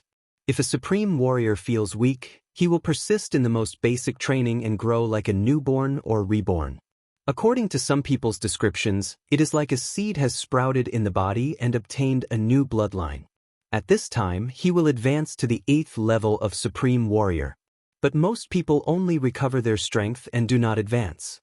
As for Supreme Mages, they often ask the gods for help in prayer and reflect on whether their faith has wavered. Generally, they need to shut themselves off from visitors and meditate quietly. The results are usually the same. The Igut Academy of Magic occasionally holds a secret ritual to help them recover their strength. The main purpose of this ritual is to let them feel the gaze of the gods, to make their faith pure and firm, and not to despise the gods because of the expansion of power. It has no fixed form and varies from person to person. It is neither like the initial awakening of power, nor like the second awakening of power held for supreme warriors. Only supreme mages with this kind of experience can give guidance. Nodded thoughtfully and said, the reawakening of power. Maria also nodded and said, have you given this ritual a name? Do you need me to hold such a ritual for you? As she spoke, she looked at with a faint smile, implying that she had a similar experience, but had successfully passed the test and become an 8th level supreme mage. Stood up and bowed. I don't know how to express my gratitude. If there is such a ritual, you would have held it for me just now. Maria blinked, looking a little playful like a little girl. How can you thank me? This question stumped as if it was one of the most difficult questions in the world to answer. How could he thank her? Maria had done too much for Not only did she save his life by the Nile River, but she also brought him back to the temple of Isis to provide shelter. She also guided him to find his clansmen in Duk, taught him the art of war, and recommended him to be the head of a legion. She seized a seemingly impossible opportunity to fulfill his wish. Had made incredible achievements with his own efforts, but all of this would have been unimaginable without Maria's help and guidance. He stood there for a long time before replying, I don't know how to thank you. Without you, I wouldn't have what I have today. But I don't know what else I can do for you other than sitting here and staring at you. As the guardian of the temple of Isis, Maria lacked nothing in the world of wealth and power. In the empire of Igut, she only needed to take the initiative to bow to the gods and the pharaoh. Her status was equal to that of the prime minister, the chief high priest, and the chief elder of the Academy of Magic. What could give her, Maria already had. What Maria did not have, could not give her. She was a benefactor that he could never repay. It was rare for Maria to joke with but answered so seriously and solemnly. The two were silent for a moment, standing, Maria sitting, their eyes intertwined and looked into each other's eyes. After a while, Maria softly said, I understand your strength, your will is almost perfect, but I see your weakness in your eyes. If you don't have this weakness, you may become truly perfect and strong. Weakness? At this moment, eyes only had Maria's reflection. He lowered his eyes again and said, perhaps having regrets is the true perfection of experiencing the world. Maria looked at him hesitant to speak, and finally smiled. she no longer entangled with this topic, and slightly raised the corner of her mouth. You haven't answered my question yet. How are you going to thank me? Ah also smiled. I really don't know how to thank you. If the Holy Queen has any orders, just say it, I will not refuse. Maria blinked her eyes. Oh? In that case, I want to ask the Supreme General for something. Ah was startled. What do you want? As long as I have it, I can give it to you. Maria looked up at the mural on the ceiling and unhurriedly said, when you first came to Igut, it was to return Nero's relics. Nero's will, however, was not strictly carried out.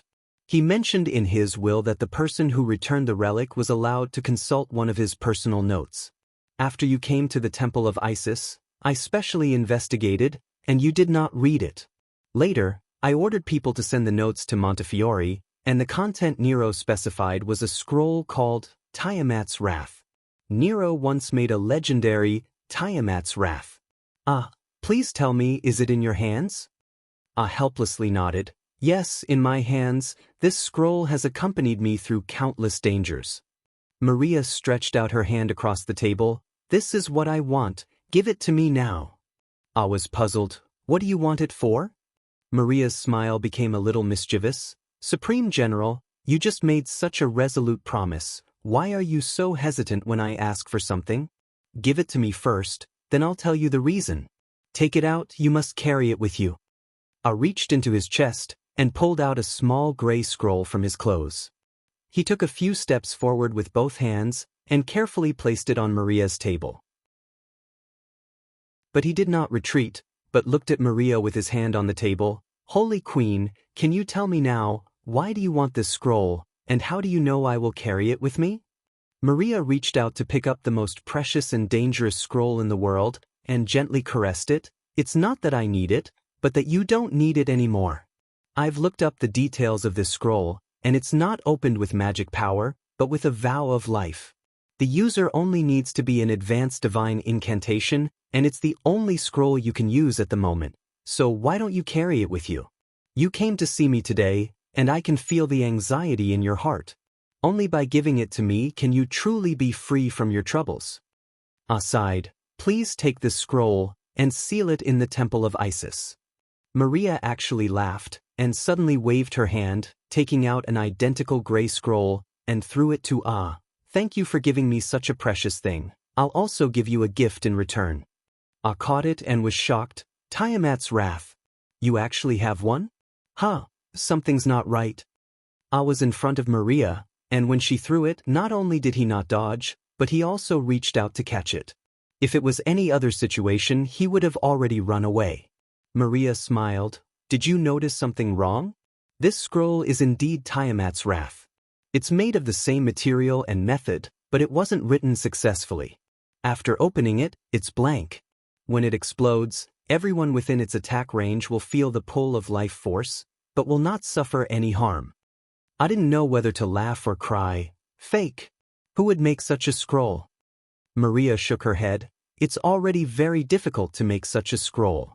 A long time ago, the Temple of Isis gathered a group of supreme mages in an attempt to make a Tiamat's Wrath, but they failed many times, and in the end, only this almost blank scroll was left. There were a few of these blank scrolls, and they were the basis for making Tiamat's Wrath. However, they couldn't gather enough magic power to write it, and every time it was written, it would be destroyed, and even caused a huge explosion of energy, resulting in heavy casualties. Thus, they had to give up. This last blank scroll is still very precious. In theory, it can be used to make the real Tiamat's Wrath, but in my opinion, there's no need for that. You're the only one in this world who has the real Tiamat's Wrath, so you can sense that something is wrong, but can others tell? Even if they can, and suspect that it's fake, who dares to bet? I know that the real Tiamat's Wrath is in your hands, and there must be others who know. The power of this scroll doesn't lie in you using it, but in people knowing that you have it. If one day you really use it, it's nothing more than choosing a way to destroy yourself. I don't want to see that day ever come.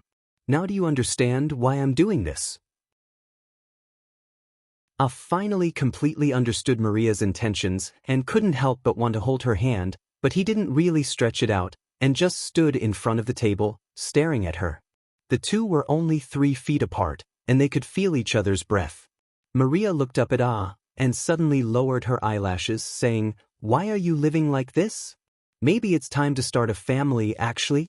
Interrupted her, "I'm still very young, I don't want to talk about this." At this time, Gabriel loudly reported from outside, "Lady Holy Queen, the governor of Montefiore requests an audience with you to discuss the matter of the guards for the blessing ceremony." Maria gently sighed and put away Tiamat's wrath, then raised her voice and replied in a dignified tone, "Invite him in, it just so happens that General is also here." After bidding farewell to Maria, left the shrine with Governor Jehudi Hotep and returned to his temporary residence in Montefiore. He immediately called Madanzo and ordered him to return to his territory to do something. Finally decided to let Moses and the others set off. Nominally, they were slaves, and they were going to another territory under the command of General Jehudi Hotep. This group of people had to pass through the border checkpoint of Igut, but didn't send anyone to escort them. He only gave Moses a warrant, telling him to lead his people back to their homeland. Also ordered Madanzo and Link to follow them in secret, and if they encountered any unexpected danger, they were to quietly take care of it. There was no need to show up in public. When these people encountered danger, Madanzo and Link could appear in the name of Allah's emissary at the right time, giving them confidence and courage to guide them. This was a long journey, and they would first have to pass through the hinterland of Igut, as well as the monster-infested deserts, jungles, wastelands, and swamps. This was also a test of willpower and faith. Under normal circumstances, the main dangers of this journey should be in the deserts and swamps outside of Igut, while in Igut, they would be able to take the official roads between the cities. For convenience, gave several precious magic tools, including the crystal shuttle, the spirit-chasing lamp, and the spyglass, to Madanzo and Link. Madanzo left Montefiore that afternoon, while Moses and the others had dozens of cars and a large number of daily necessities with them. The speed of the journey would not be too fast, and it would take at least several months to reach the plains of Duk. After Madanzo left, John felt very bored, because usually only flipped through various ancient books in his room and rarely went out, and as the captain of the guards, he could not go out for a stroll either. Saw this, and asked John with a smile during dinner that day, "Before going to Mount Horeb, you lived in Montefiore, where do you usually go to have fun at night? Since you have nothing to do, why don't you take me there too?" John was overjoyed and laughed. "Supreme General, I've been waiting for you to say this. Just follow me, I'll treat you to dinner tonight." Changed into comfortable plain clothes and followed John out, deliberately not bringing any guards, and let John drive himself to a very prosperous street in the west of the city, which was relatively far from the shrine, but very close to the places where the shops were concentrated. John stopped in front of a large brightly lit courtyard, and expression looked a little strange. This turned out to be the most luxurious brothel in Montefiore. Knew this place. When Aesop accompanied him to go shopping, they once passed by this brothel, and he specifically mentioned that this place only served nobles, and that it was one of the regrets of Western European masters who were so rich could not go in and have fun. At that time, Western Europe was not yet a noble, and neither was but had never entered any brothel, so there was nothing to regret. As soon as he saw expression, John was happy, grabbed his arm and whispered, God, you should really experience the world. You should know that life is not only about training or fighting. You are the supreme general of the empire, and you are so young and handsome, you should come to this kind of place more often." Without saying a word, he pulled in. John was obviously familiar with the place, even the staff here knew him. As soon as he entered, he ordered the brothel's servants to take the carriage away, and then loudly greeted them, asking them to arrange the best incense hall for him, everything according to the highest standards, and he did not care how much it cost. They entered a small incense hall. The so-called small hall was definitely not small, there were spacious chairs, and the table in front of it was filled with wine and delicacies. There was a pool in front of the table. The pool was actually warm water, and there were even flower petals sprinkled on it. After sitting down, someone played an instrument, the band played behind a screen, and could not see what was going on in the hall. As soon as John sat down, he ordered the staff to call all the best girls here, and have them sing and dance on the carpet in front of the pool, so that the Supreme General could appreciate them. If Ah fancied one or a few girls, he would stay and drink with them. Not long after, a dozen beautiful girls arrived, and sang and danced in the hall, separated by the pool. The clothes they wore were very interesting, all of them were necklaces, and their plump bosoms only covered the two highest points, but hanging in front of them was a string of curtain-like metal pendants, making melodious sounds when they collided. Their skirts were cut into many strips, and when their waists swayed, a slender person's body was exposed. This kind of half-concealment was even more ambiguous. They did not wear many clothes, but they still wore veils. This veil could not cover their faces, because it was almost transparent, and was adorned with pieces of sparkling objects, setting off the faintly discernible appearance of the girls even more bewitching. They twisted their bodies in various seductive postures, and their mouths lightly sang noble poems, causing one's lust to sprout uncontrollably. This was Ah's first time witnessing such a scene, but he behaved similarly in any occasion. This 19-year-old youth had never wasted food, and upon seeing the fine wine and delicacies on the table, he would earnestly eat and drink, chewing and swallowing slowly, occasionally taking a sip of wine. Occasionally, he would hear a few verses of poems sung by the girls that were very well written, and would intentionally raise his head to take a look, before lowering his head to continue eating and drinking. John was watching with great interest as he raised his wine cup, and even used his fingers to tap the cup rhythmically. After a song, John turned his head and asked, "Supreme General, who do you fancy? Just let them walk past the pool." The rules here were very particular. If a guest wanted a girl to stay, the girl had to walk over from the pool, and when she reached the guest, her entire body would be drenched. This could be considered as a deliberate arrangement of the mood. There were also those impatient guests. When the girl entered the pool, they would strip off their clothes and jump into the pool to play. Ah was taken aback as he put down his cup and raised his head. "John, do as you see fit. I don't have anyone that wants to stay." John scratched the back of his head and laughed. "Your vision is high. This subordinate admires it." He then waved his hand at the girls across the pool. "All of you stay, accompany me." The girls were originally disappointed, but upon hearing this, they all laughed coquettishly and jumped into the pool, splashing water everywhere. Ah and Johann sat on either side of each other, their reclining chairs separated by a screen.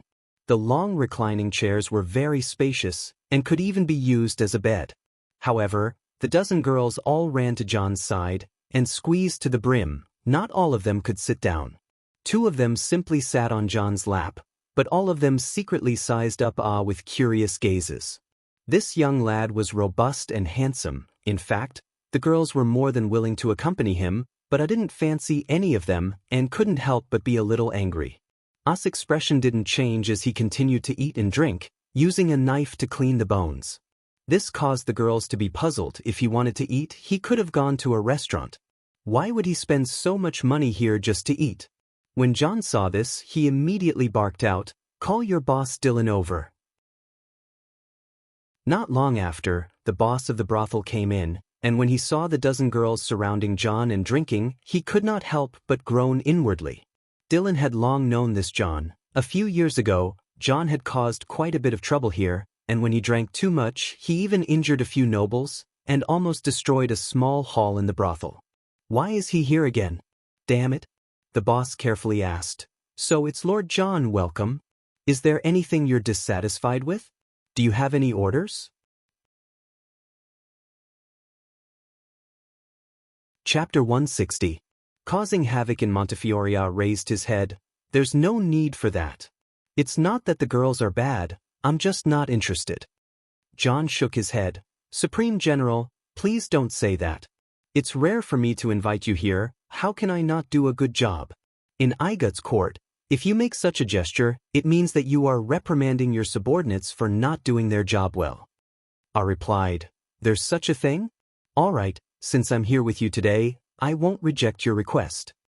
The owner of the brothel said with a bitter face, "Lord John, you've already invited all the most beautiful girls here. How can there be anyone better?" John glared at him and barked, "Bullshit. Don't think I don't know. Before I came here, I heard that you have a top girl called Miss Fi, known as the Lady of Montefiore, and every dance requires a parangan as a reward.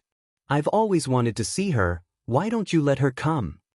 The owner of the brothel said with a troubled expression, Lord John might not know, but someone has already made an appointment with Miss Fi, and it's the deputy head of the treasury, Lord Sabaf. He had already sent someone to inform Miss Fi that there will be a group of important guests here tonight, and he specifically asked Miss Fi to dance and entertain them. At this moment, John suddenly heard a soft voice in his mind. My personal guard captain, this is an order, you must let this girl come today.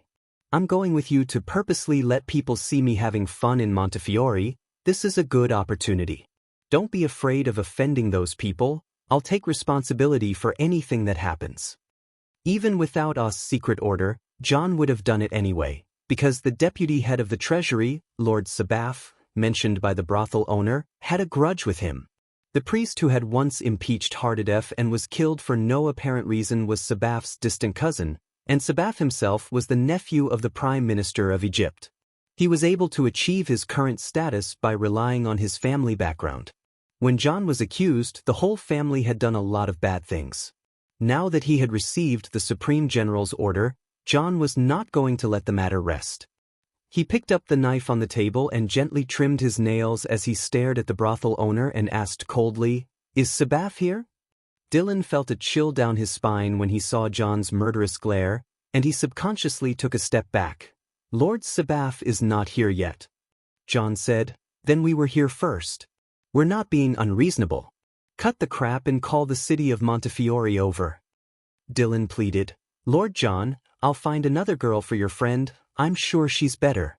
As for Ms. Fi, I'm afraid that Lord Sabaf will find trouble with us when he arrives.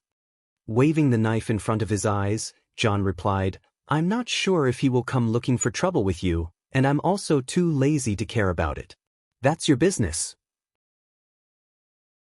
But if you don't do as I say now, I can guarantee that there will be trouble immediately. I've been drinking like a gentleman today, and I haven't caused any trouble yet.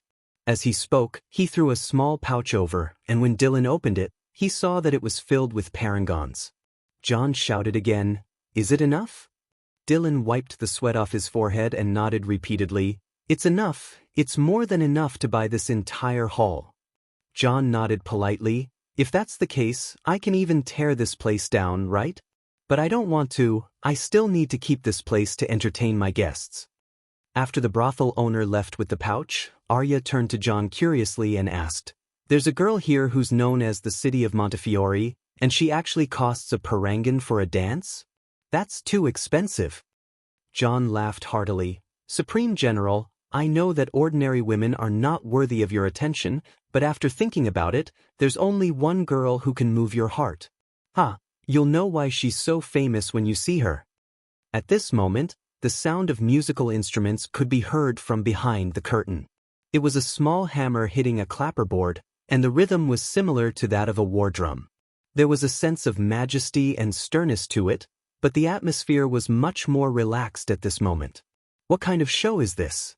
Beating the drums in a brothel? Accompanied by the sound of clappers that sounded like war drums, a girl walked around the screen in front of her and walked in. Unexpectedly, she was holding a shining long sword in her hand. The scene was getting more and more interesting. A girl from a brothel actually entered the hall with a sword in her hand, and the person who came was the famous city of Montefiore, Ms. Fi. She was indeed different from the other girls. First of all, she wore more clothes than the other girls. Although she was also wearing a midriff dress, it wasn't just two small pieces.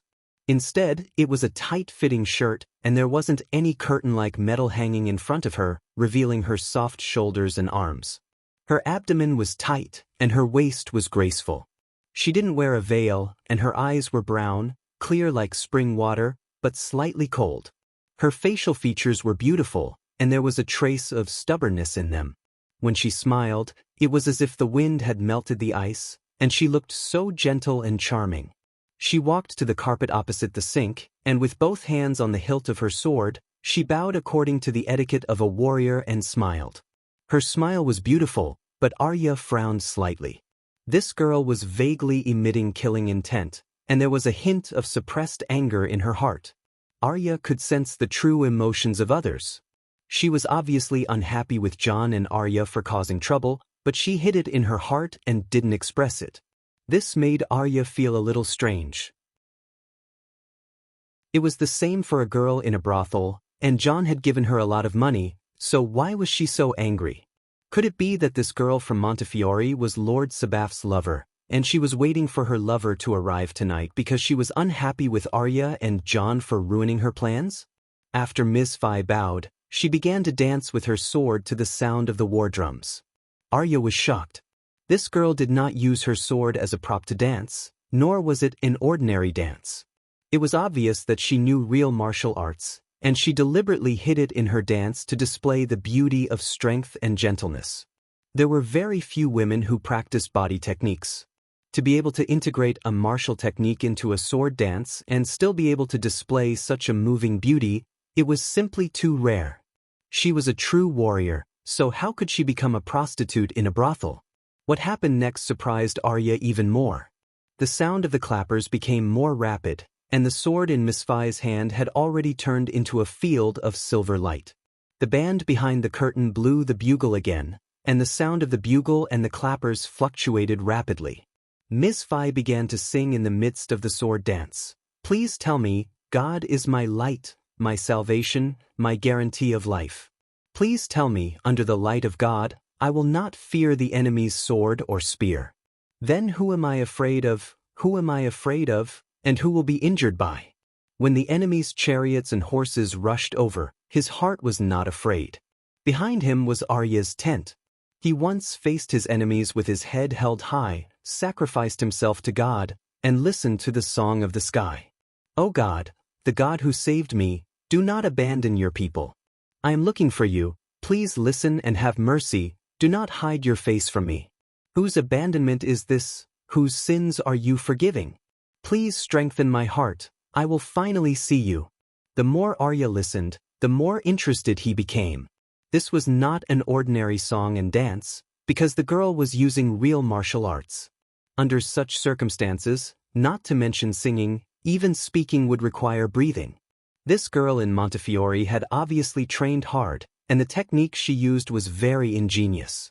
The movements of the sword dance matched the rhythm of her breathing, and she sang such a poem with a sweet and graceful voice. The war last year had brought about a martial culture among the nobles in Igut, and carrying a sword was now very fashionable in Montefiore. According to the laws of Igut, it was illegal to carry a weapon outside the city at night without permission, and gathering more than 10 people to carry a weapon would be seen as a rebellion. But the laws were laws, and enforcement was another matter. When the patrolling guards saw the nobles carrying a sword, they thought it was fashionable, and usually turned a blind eye to it. No one would care about this kind of thing. This girl's face and figure were very beautiful, and she had such a moving voice. That vigorous sword dance made her figure even more delicate, and she gave off a completely different feeling from other girls.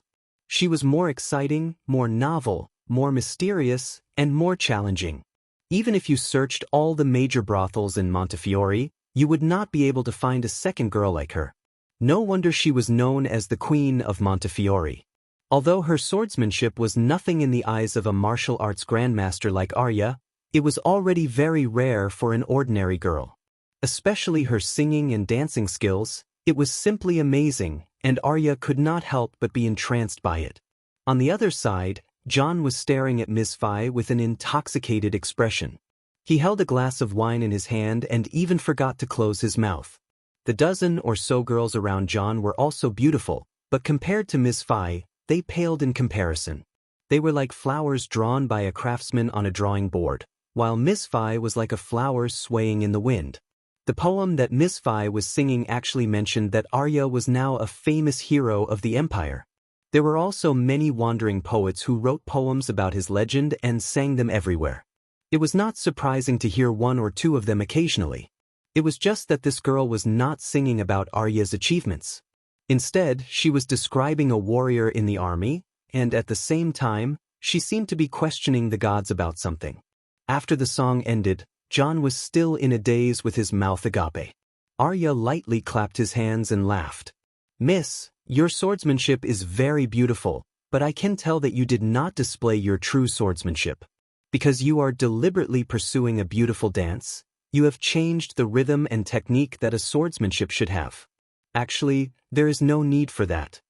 Miss Fai was currently keeping her sword and bowing.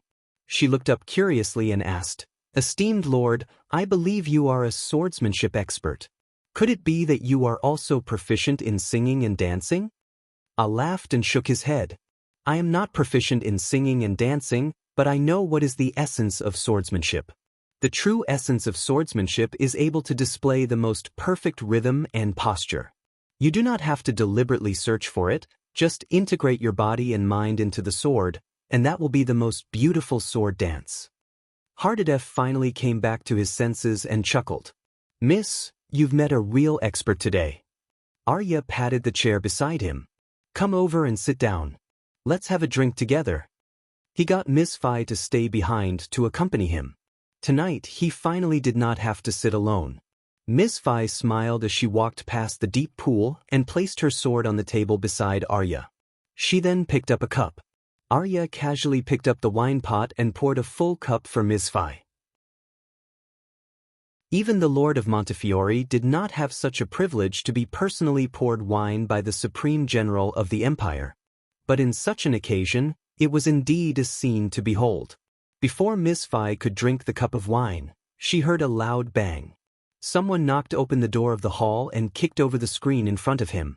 He pointed his sword at John and shouted angrily, "I was just about to settle the score with you. You still dare to find trouble with me today? You are courting death." The person who came was none other than Lord Sabaf, the Deputy Chief of Finance of Montefiore. The ceremony of Isis's blessing was in 6 days, and many people were already gathered in Montefiore. Among them, there were many members of his family who were close to him.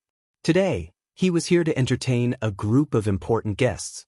In the afternoon, he had already informed Miss Fai to sing and dance, but when he arrived, Miss Fai did not appear. It was said that she was accompanying another guest.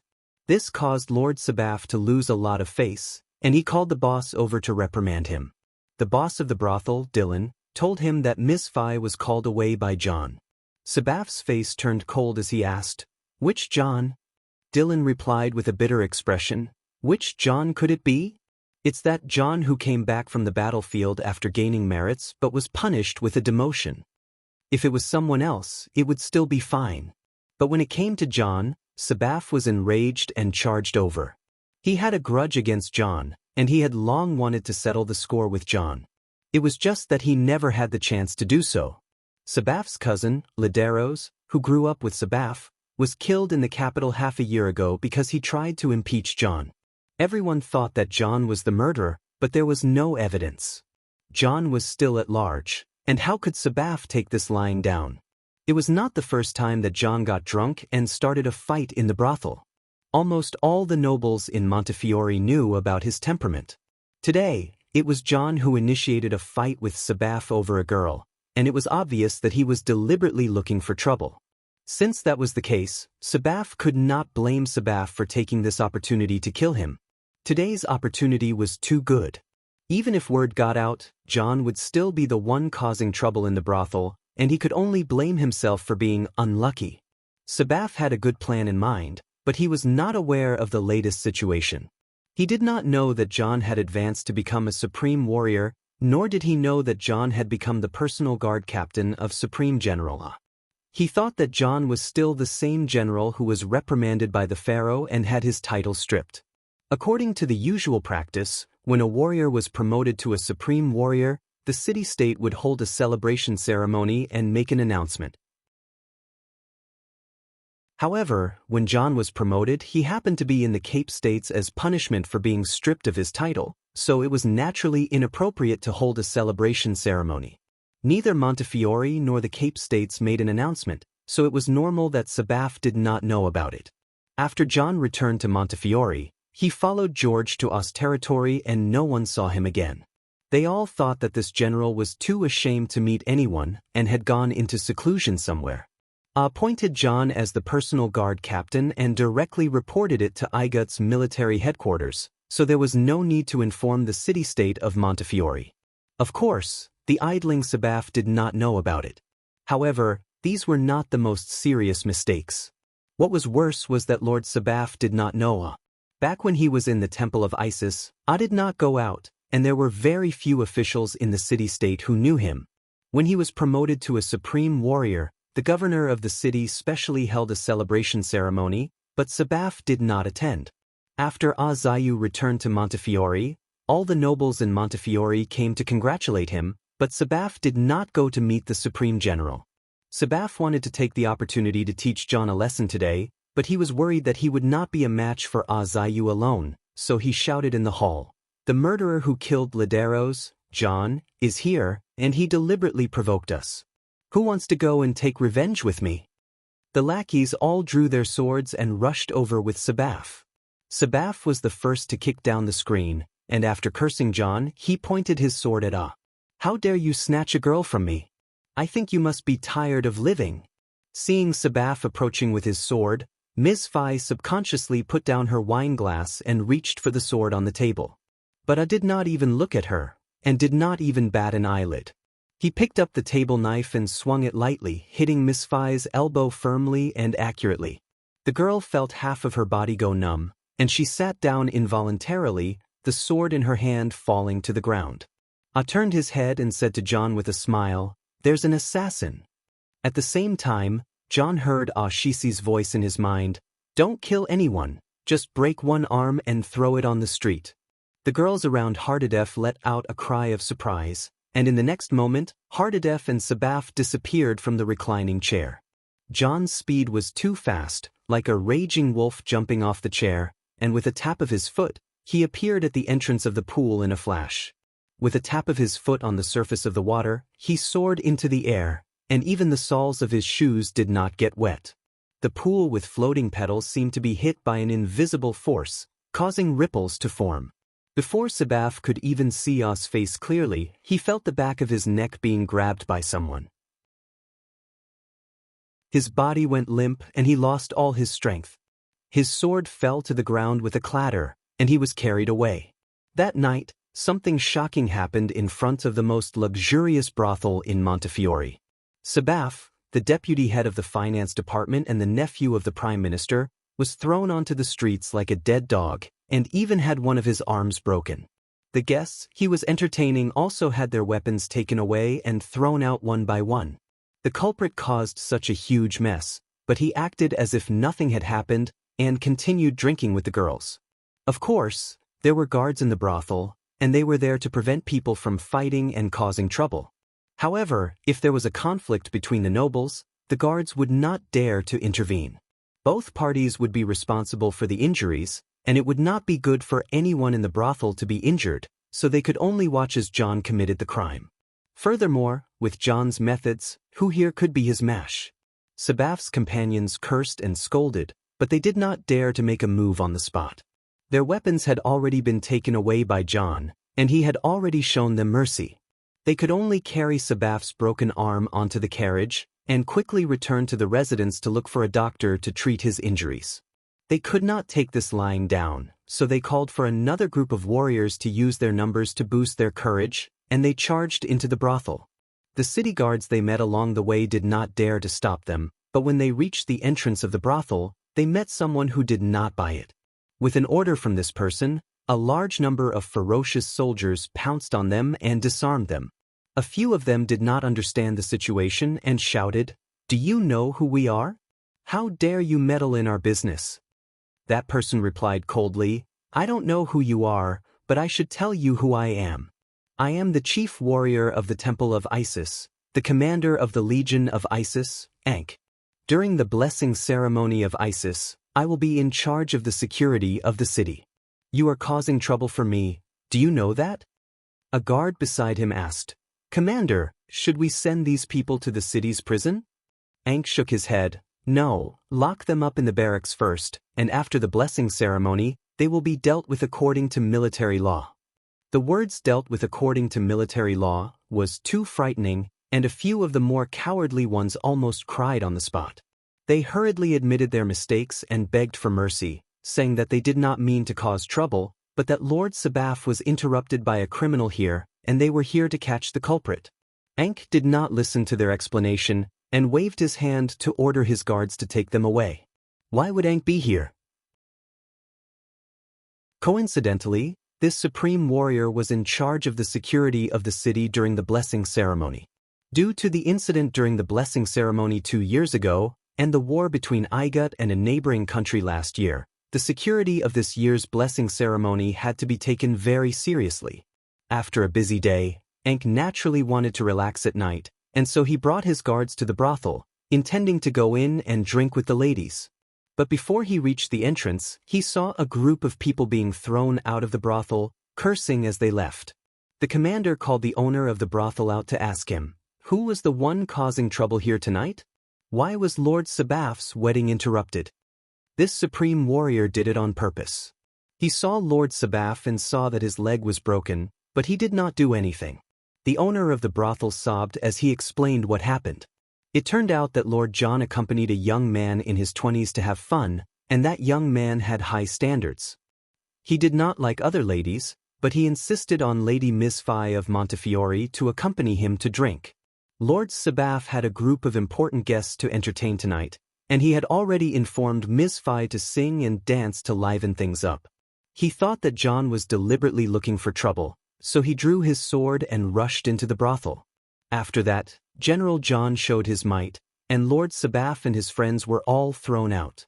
Now, General John and the young man were still drinking in the brothel, acting as if nothing had happened, and even ordered the waiter to change the screen. Chapter 161. She is the murderer. Ankh did not disturb the Supreme General's elegance, and only instructed the brothel owner, "Do you know who General John is entertaining today? It's the Supreme General of the Empire. Wait on him carefully, and when he's done, pass a message to me. Tell him that Ankh came over and settled a small problem so that the Supreme General can enjoy himself. It's rare for him to come back to Montefiore, so don't let him down." Ankh was still not satisfied after capturing a group of people, so he left the brothel and went straight to Sabaf's residence. He broke 3 doors and dragged Sabaf out of bed. Sabaf was waiting for news of John being captured by his companions, but he did not expect Ankh to break his left leg. Ankh did not touch Sabaf's right leg, which was just fixed with a splint, but broke his left leg with a wave of his hand. Sabaf fainted on the spot from the pain, and Ankh woke him up and said, "Do you know what you've done? How dare you commit murder in front of the Supreme General?" Ankh wanted to bring Sabaf back to the barracks as well, but seeing that he had 2 broken legs, it would not be easy to deal with him. Furthermore, he would have to send people to take care of him, so he did not bring him back. Why did Ankh do this? In fact, he hated Sabaf and his people. John and Ankh had fought side by side and gained glory through their military exploits. Yet, he was impeached and stripped of his position. This was a slap to Ah's face. Ankh was once a general under Ah's command, and he felt that this was a humiliation to the warrior's glory. In terms of fighting and causing trouble, Ankh was not inferior to John when he was young. Furthermore, he had a solid foundation in Igut's military, and he was never afraid of anyone. Now that he had become the chief warrior of the Temple of Isis and the general of the Empire's army, he was naturally more mature in his actions. However, he had always been the one who provoked others. Today, he seized the opportunity to vent his anger on behalf of Ah and John, as well as on behalf of the soldiers at the front lines. Wasn't it just breaking a leg? If John dared to do it, why wouldn't he? Besides, there was a reason for this incident, so who could do anything to him? That night, Montefiore was bustling with activity. Draco had captured so many young nobles at once. How could these people not have relatives and friends? The entire city was about to explode. Many relatives and elders of those who had been arrested went to the city lord's mansion to ask for their release, but they were not in the city's prison. City Lord Jehudi Hotep went to look for Ankh that very night and ordered him to be released. Although he said it was an order, he was actually begging Ankh to release them first. It wouldn't be too late to deal with them after investigating the matter clearly. What was the point of locking these noble children up in the barracks? Draco reluctantly nodded and agreed to let them go, but he deliberately said, We can let them go first, but this matter is not over. These people tried to attack General Ah with weapons in the middle of the night. We must investigate and deal with them. The next day, a group of people ran to the city lord's mansion to complain. Naturally, they were accusing Ah of conniving at John's murder and ordering the Legion commander Long Tung to arrest people in the middle of the night. This group of people suffered a great loss and took the opportunity to put all the blame on Ah. Governor Jehudi Hotep sent someone to ask Ah to understand the situation, but Ah disappeared again. It was said that the Supreme General had taken a liking to a prostitute last night and brought her out of the city with his guards today. Why would Ah bring Miss Phi out of the city at this time? Ah did not know that Ankh had caused such a ruckus in Montefiore last night, and he did not expect the Legion commander to cause such a huge ruckus. He had to start from the beginning. John showed off his might and threw Sabaf and his lackeys out of the brothel. He carried the large number of swords he had seized and walked back to the hall. After throwing the weapons on the ground, he ordered the servants to move the broken screen away and replace it with a new one. Only then did he leap over the pool and bow. My apologies for disturbing the Supreme General's mood.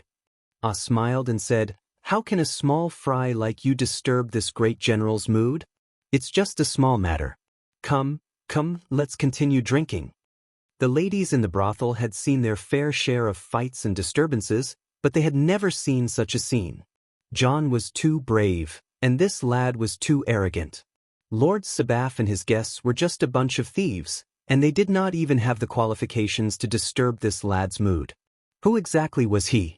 The ladies in the brothel were all good at reading people's expressions. Just now, their faces were pale with fright, but now, they were all beaming with joy. They hugged John coquettishly and raised their cups to toast John. Miss Phi stood up with a cup full of wine in her hand. Hardadef spoke from the bushes. "General, this little girl offers you a toast. Cheers to your invincible bravery. Your name is John. May I ask which General John you are?" Before Hardadef could answer, the owner of the brothel, Dylan, ordered his men to bring in a new screen that was temporarily moved from another incense hall. He even tore down 2 new ones to replace the broken ones in this incense hall. Dylan stood on the other side of the pool and said in fear and trepidation, "Great General Ah, I did not know that you were coming, please forgive me. Just now, Lord Ankh passed by and has already arrested all those who offended you. He also asked me to tell you to have a good time. It's rare for you to come back to Montefiore, so please don't be a disappointment."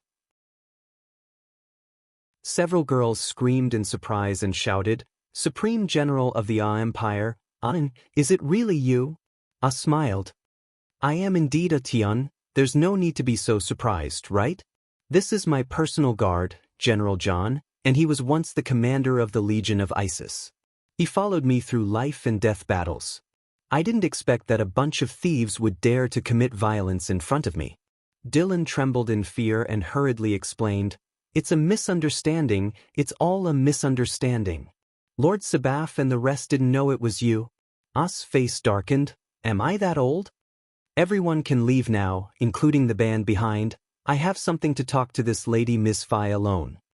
John thought that I had taken a fancy to Miss Phi and wanted to do it here, so he did not want anyone to disturb him. He wanted to say something, but he stopped himself and waved his hand. "Did you hear that? The Supreme General has ordered everyone to leave now. No one is to stay here." The owner, the workers, the band, and the dozens of ladies were all chased away. John walked to the screen and was about to stand guard himself when he heard Ah calling out, "John, I didn't ask you to leave, come in." John turned around and went back in, not forgetting to close the new screen. He went around the screen and jumped over the pool, only to see Miss Phi kneeling in front of Ah and saying, "So you are the Supreme General of the Empire, Atian, you are really blind." John smiled and asked, "I kept calling him Supreme General just now, did you not realize it?" Miss Phi explained awkwardly, "Which guest here doesn't like to flatter each other after drinking? Even a small leader of the city guards likes to be addressed as Supreme General in front of the ladies. I never expected that the person who came today would be the real Supreme General of the Empire." John scratched the back of his head and asked Ah, "Supreme General, if you want to drink alone with Miss Phi, why did you call me in?" Ah pointed to the cup on the table. Just now Ms. Phi was toasting you, she hasn't drunk this cup of wine yet. Hardedef chuckled. I see. The great general always finishes what he starts. He picked up the cup and drank it in one gulp, then said to Ms. Phi, Thank you for your compliment, I'll drink this cup of wine. Ms. Phi also picked up the cup and drank it in one gulp. After drinking, John asked again, Does Supreme General have any other orders? If not, I'll be waiting outside. I pointed to the reclining chair opposite him. Of course there's something, sit down first and listen to my questions. John didn't know what I was going to say, so he sat down again. I then asked Ms. Phi, who was kneeling in front of him, Miss, how long have you been here? John is a regular here, why haven't I seen you before? He didn't wake her up, so Ms. Phi could only answer, Counting the days, it's been half a year. I then asked, You are a contract slave, right? Ms. Phi lowered her head, Yes. A contract slave was different from a normal slave. It was a slave who would become a slave for a certain period of time or under certain conditions because of a certain contract, such as accepting punishment or paying off debts. Such a person might lose their status as a free citizen forever and become a real slave, or they might be redeemed to regain their freedom. The most common was a prisoner of war. After being captured, they would often become a slave of the enemy, but they might also be redeemed or redeemed. I continued to ask unhurriedly, You are also an advanced warrior, right? Ms. Phi lowered her head even more. Yes, I can't hide this from Supreme General's eyes, I am a 4th-level warrior. Us next question was strange. You must have been to Thebes, the capital of Igut, right? Ms. Phi subconsciously replied, Yes, I have been there before. At this time, Us smiled. You can get up now, go and sit beside General John. John was even more puzzled, and he asked nervously, Supreme General, what do you mean by this? Why don't you let Ms. Phi drink with you? I pointed to Ms. Phi and said, John, haven't you always wanted to know who killed Lederos? It's the priest who once impeached you, and also Sabaf's distant cousin. Now the murderer is here, and you have seen her. John jumped up from his seat. What? She killed Lederos? Supreme General, you aren't joking, right? Ms. Phi had just stood up and was about to walk over to John's side when she heard Us words. Her face instantly turned pale, and her body started to tremble uncontrollably. Looking at her reaction, it was clear that I was not lying. I picked up his wine cup and took a sip. John, you don't have to be surprised. Miss, you don't have to be afraid either. Since I asked everyone to leave, I wanted to give you a chance to explain yourself. Why did you kill Lederos, and why did you attempt to assassinate Lord Sabaf today? Even if you managed to kill Sabaf in such a situation, you would definitely die. Who gave you the courage to do so, or was someone forcing you? Ms. Phi knelt down again. Supreme General, no one forced me. This was all my own choice, and no matter the price, I am willing to bear any consequences. John was dumbfounded when he heard this. I was simply too amazing. How did he know that a lady in a brothel was the murderer of Lederos after drinking a few cups of wine and meeting Sabaf face to face? The cause and effect were both complicated and simple, because I could sense the true emotions of others. When Sabaf rushed in with his sword, Ms. Phi subconsciously reached out to grab the sword. I could clearly sense the rising killing intent in this lady's heart. She wanted to kill Sabaf. This situation was too surprising. A lady who cultivated body arts and became an advanced warrior ended up performing a sword dance in a brothel, and when she saw a noble, she suddenly had a strong killing intent.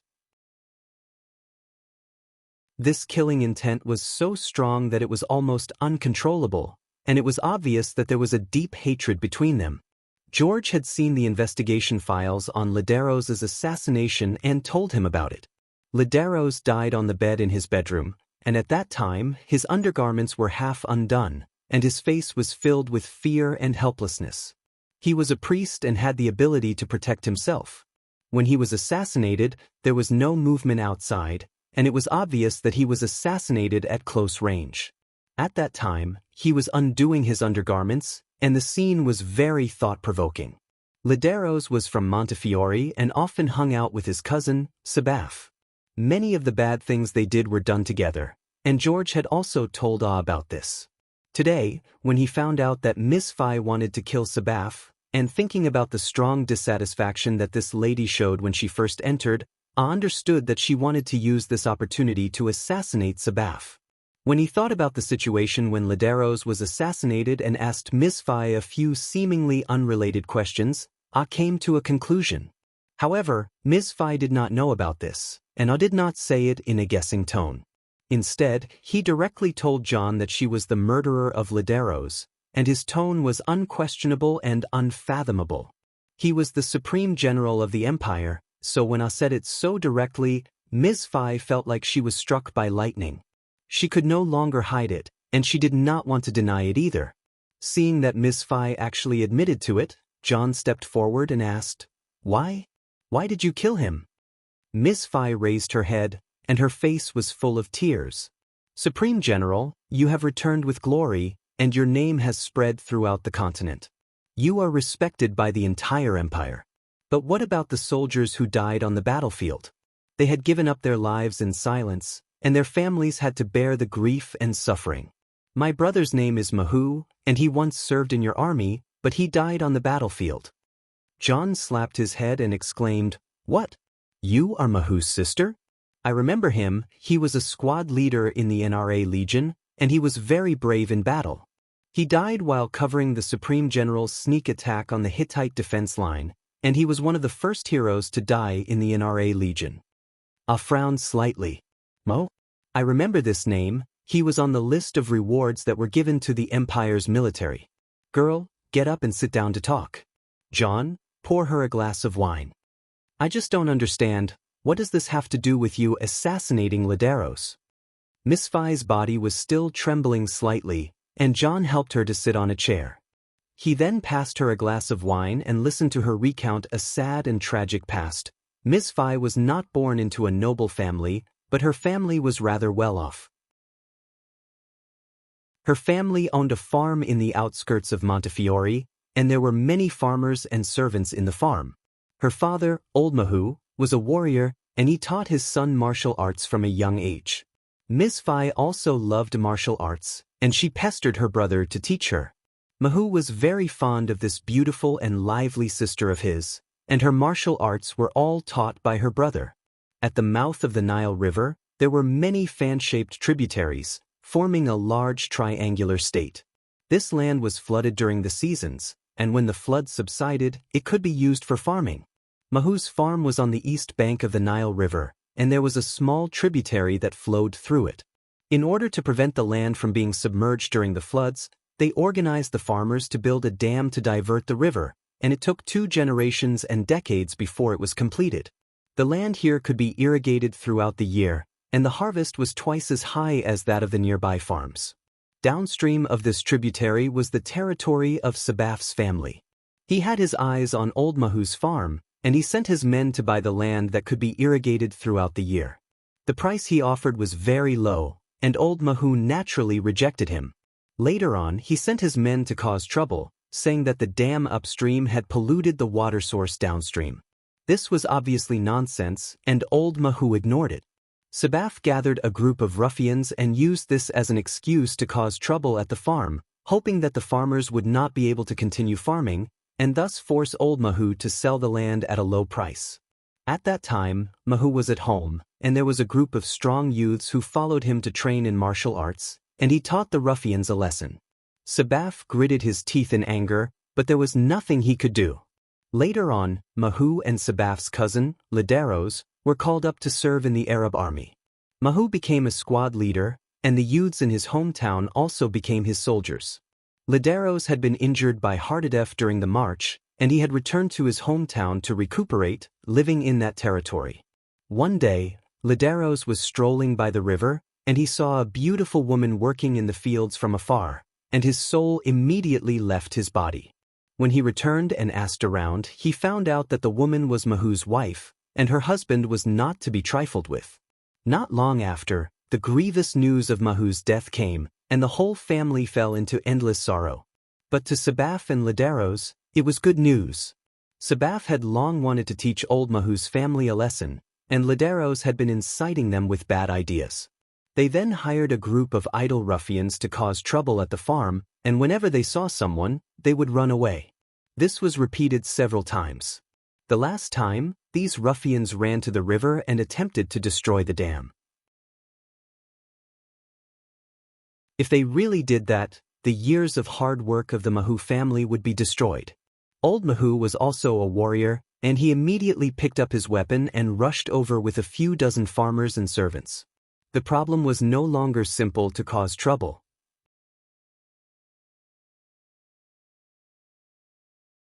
Chapter 162. God was also crazy. Old Mahu had gathered people to commit murder, attempted to assassinate Lord Sabaf due to a dispute over the land, and was also suspected of gathering people to commit treason. The evidence was conclusive, and dozens of people at the scene could testify to that. He would be sentenced to death. There were dozens of farmers who were arrested as well. At this time, Lideros found Miss Fai's sister-in-law and threatened her to sell the land to him.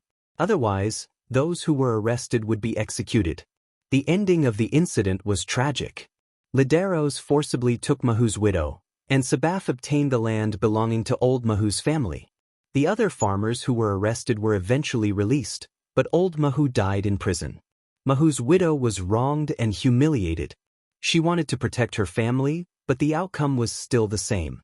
In a fit of grief and indignation, she drowned herself in the Nile River. Miss Fai was not at home at that time. She had been learning martial arts from her brother since young and liked to dress up as a man. Because she couldn't believe the news of her brother's death, she went to the Sepet of Cape. She had to find the NRA Legion and meet her brother's comrades. She also wanted to bring back Mahu's ashes and relics. Old Mahu could not stop her, so he let her go and sent 2 servants to accompany her. When Miss Fai returned to the farm, her family was already dead. She could not suppress her grief and wanted to fight the 2 nobles to the death, but she was stopped by the farmers. She could not kill Sabaf and Lideros by herself, and if she were to fall into the hands of the 2 brothers, she would not have a good ending either. Moreover, Old Mahu's case could not be overturned. Since Sabaf and Mahu framed Old Mahu for gathering people to rebel and attempt to assassinate him, Miss Fai made the decision to become a real assassin. Hard work paid off, and Miss Fai followed Lideros to Thebes and finally found a chance to kill him. Lideros, coincidentally, met a beautiful lady in a tavern, and this good priest went up to her to flirt with her. In the end, he hooked up with her and died that very night. After killing Lideros, Miss Fai returned to Montefiore and tried to find a chance to assassinate Sabaf. However, she found that it was almost impossible to succeed. Whenever Lord Sabaf went out, he would always be escorted by warriors, and the security of his residence was also very tight. Sabaf had done many bad things, and he was worried that someone might seek revenge on him, so he was very vigilant. Especially after Lideros was assassinated, the deputy director became even more careful and didn't let strangers get close. At that time, Miss Fai was only a level 3 warrior, and she was, after all, a girl. She could not compare to a real warrior, let alone charge through the defense to kill someone. Miss Fai discovered that there was only one place where Lord Sabaf would not allow his guards to stay by his side, and that was this brothel in Montefiore. The deputy director would visit them once or twice a month, but he rarely came alone. Miss Fai swore before the gods that she would pay any price for revenge, so she gritted her teeth and sold herself to the brothel. It would not be easy to assassinate Sabaf here, as he only came once or twice a month. Perhaps he would be drinking with one of the ladies, and they might not even see each other. Moreover, the clothes that the girls here wore when accompanying guests couldn't really hide anything. Thus, Miss Fai came up with an ingenious idea and performed a sword dance for the guests. In the beginning, the girl naturally could not take out her weapon in front of the guests, so she used a tree branch as a sword. Her dance was very beautiful, but the guests were not satisfied, so she changed to a wooden sword. During this period, Miss Fai even specially learned how to dance in the brothel, and she also asked the guards for advice on swordsmanship. It might be sad to say that Miss Fai advanced from a level 3 warrior to a level 4 warrior in the brothel. At this time, she was already known as the Lady of Montefiore, and she used a real warrior's sword when she sang and danced. The guests, on the other hand, were not surprised at all. The Lady of Montefiore should use a real warrior's sword to perform a sword dance. Before today, Ms. Phi had met Sabaf twice, once when he was entertaining an important guest, and the other time when he was accompanying the governor of the city. But Ms. Phi did not find a chance to kill him. That was because she was not confident that she could jump across the pool and kill Sabaf. She was not afraid of death, but she was afraid that if she failed, she would not be able to take revenge. But on both occasions, there were guests with a higher status than Sabaf, and the person who stayed her to drink with them was not Sabaf. Today, Sabaf gathered a group of scoundrels to drink and have fun, and he specifically asked Ms. Phi to sing and dance. This might have been a good opportunity, but and John just had to spoil it, and Ms. Phi was extremely displeased. What happened next was shocking. John broke one of Sabaf's legs and threw him onto the street, and the other guest was the famous Supreme General of the Empire. What was even more shocking was that I exposed her secret with just a few words. In front of these two, Ms. Phi could not hide anything, and she told them about the past with tears streaming down her face. John trembled with anger, and the wine cup in his hand was deformed.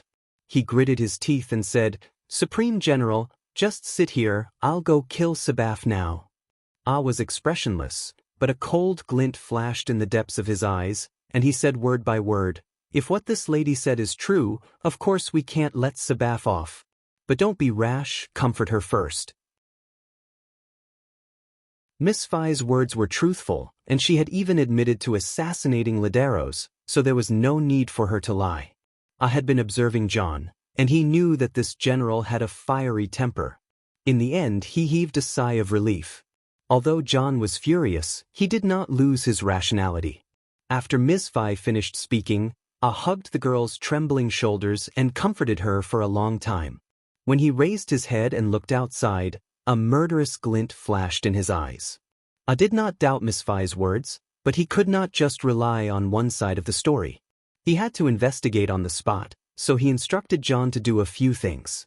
That night, they brought Ms. Phi away and left the city at daybreak. The girls of this brothel were not supposed to go out with their customers, but since the Supreme General wanted a girl from Montefiore to accompany him, the owner of the brothel could not stop Ms. Phi from doing so. It was normal for the Supreme General to bring a beauty out with him when he was young. After leaving the city, they followed a tributary of the Nile River and went straight to Old Mahu's farm, which had now become the property of Lord Sabaf. Many of the people involved were farmers there, and he could also find out about the ruffians involved in the assassination. He and John went to investigate and collect evidence.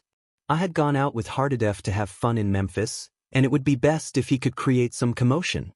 After all, getting Hardadef to break Sabaf's leg and throw him onto the streets was something that the Supreme General of the Empire would do. He was young and had made many contributions, so there was no need for him to endure humiliation. Otherwise, he would attract suspicion. It was enough for him to interrupt Sabaf's statement, but he did not expect to run into the matter of Ms. Phi. I was not a meddlesome person, but he could not ignore this matter. Otherwise, he would not be able to rest easy. Just for the sake of the soldiers who had followed him and died in battle, he had to get to the bottom of this matter. But the others did not know what I was up to. They only knew that this Supreme General allowed John to injure the deputy head of the city and ordered Ankh to capture a group of nobles. Just because of a fight in a brothel, he caused such a huge commotion, and then brought a girl out of the city to have fun as if nothing had happened. I had incurred the wrath of the public. I had obtained the glory of the entire country with his military achievements, but he had always been low-key and modest. The officials led by the Prime Minister, as well as some of the nobles who did not participate in the war, were dissatisfied with the new power that I represented. In particular, I himself had risen to fame at such a young age. Although he did not have any foundation in the kingdom of Igut, his contributions were too great, and they had no choice but to reward him heavily. Many commoners who had made contributions in the war were also conferred as new nobles due to their military achievements, forming a new social class. This was also a blow to the original hereditary nobles. John's demotion was a manifestation of the conflict, and in order to maintain the balance in the dark, Pharaoh was happy to watch from the sidelines. After our return to the kingdom, He quietly endured the provocation and impeachment in the face of all kinds of indirect provocations and accusations. The people were already used to this attitude of the Supreme General, and some even secretly said that he had ulterior motives. Some thought that this was a good opportunity to suppress him, and that this Supreme General might have a guilty conscience or felt that he was in danger. But these people did not understand the real Ah. He kept a low profile because he had lost his strength, and he subconsciously avoided many conflicts. Early the next morning, a group of lords went to the governor's mansion to lodge a complaint. Most of them were the relatives and elders of the captured nobles, and some wanted to take the opportunity to teach Ah a lesson. The governor of Montefiore, Jehudi Hotep, was in a difficult position. He could not afford to offend either side, and the incident seemed to be an accidental drinking incident in a brothel. Ah's hand was a little too heavy, and he advised the lords to keep the peace. But these lords had never suffered such a loss before, and they wanted to take the opportunity to suppress Ah. Jehudi Hotep could only send someone to invite the Supreme General over to explain the situation. In the end, Ah did not take the conflict that night seriously. While Montefiore was in chaos, he still took a girl out to play as if nothing had happened.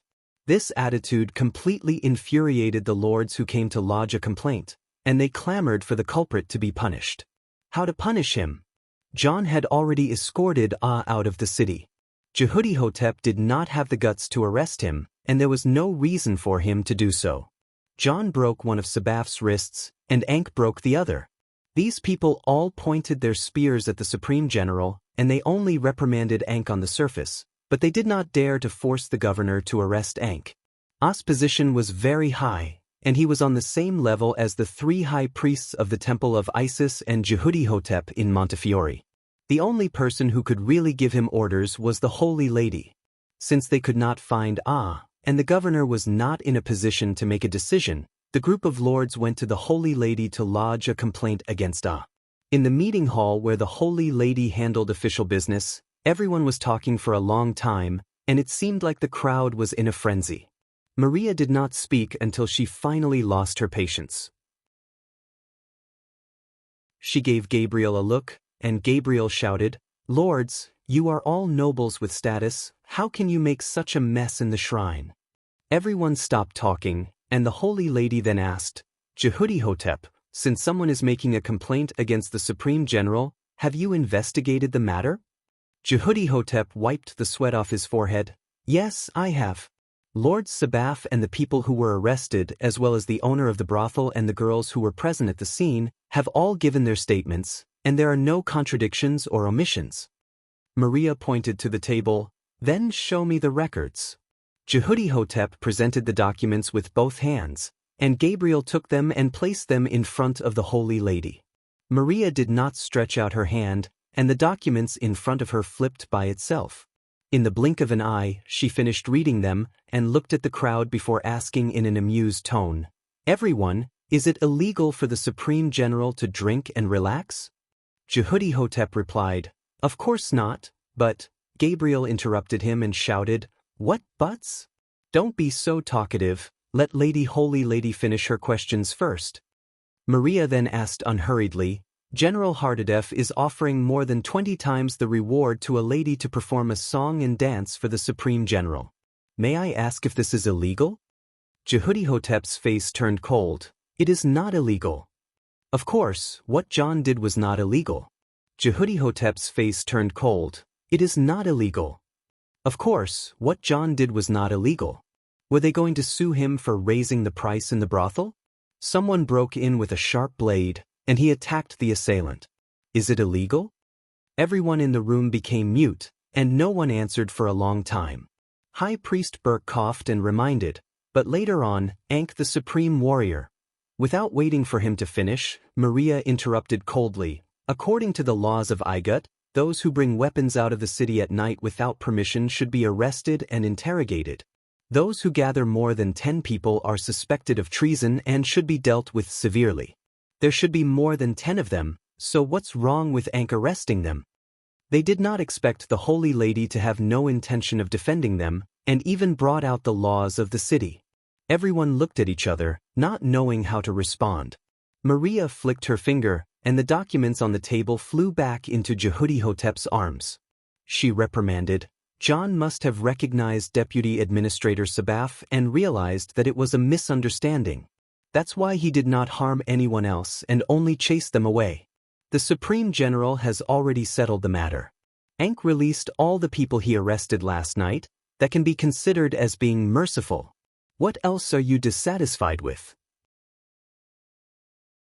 This is a small matter that should be dealt with according to the laws of the city, but all of you are making a ruckus in the shrine.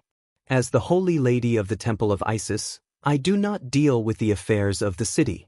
You are disrespecting the gods by coming here to interrogate me. Since there is a reason for this, I will be lenient. Today, all those who have official titles will be fined a month's salary and sent to the shrine. Everyone, please go back and teach those lawless juniors a lesson, and please reflect on your mistakes. A bunch of people came to the Holy Lady to complain, but in the end, they were rebuffed and even fined a month's salary to go home to reflect on their mistakes. The Holy Lady was indeed the Holy Lady. Her words were reasonable and dignified, so these people could only stand up and admit their bad luck. However, before they could leave, someone rushed over to report that something big had happened. It turned out that Ahmad had returned to the city and sent his personal guards to arrest the people who were released last night and send them to the city's prison. The city's prison did not dare to accept them, but they also did not dare to refuse. All the people were detained in the front hall, and the officials of the city urgently asked Governor Jehudi-Hotep what to do.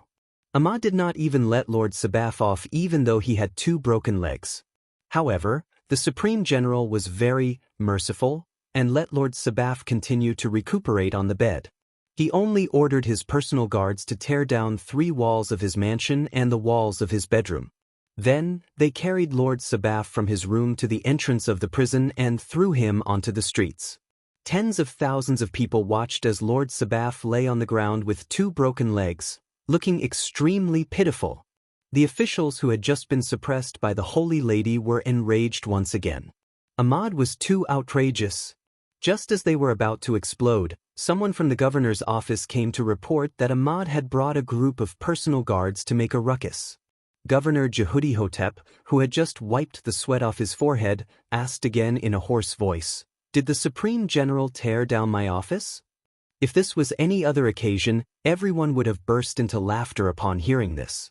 When Governor Jehudi-Hotep heard that Ahmad had brought his personal guards to tear down Lord Sabaf's mansion, and when he found out that Ahmad had gone to the governor's office, his first thought was actually this. The messenger replied, "No, the Supreme General came with his sword drawn, and no one dared to stop him.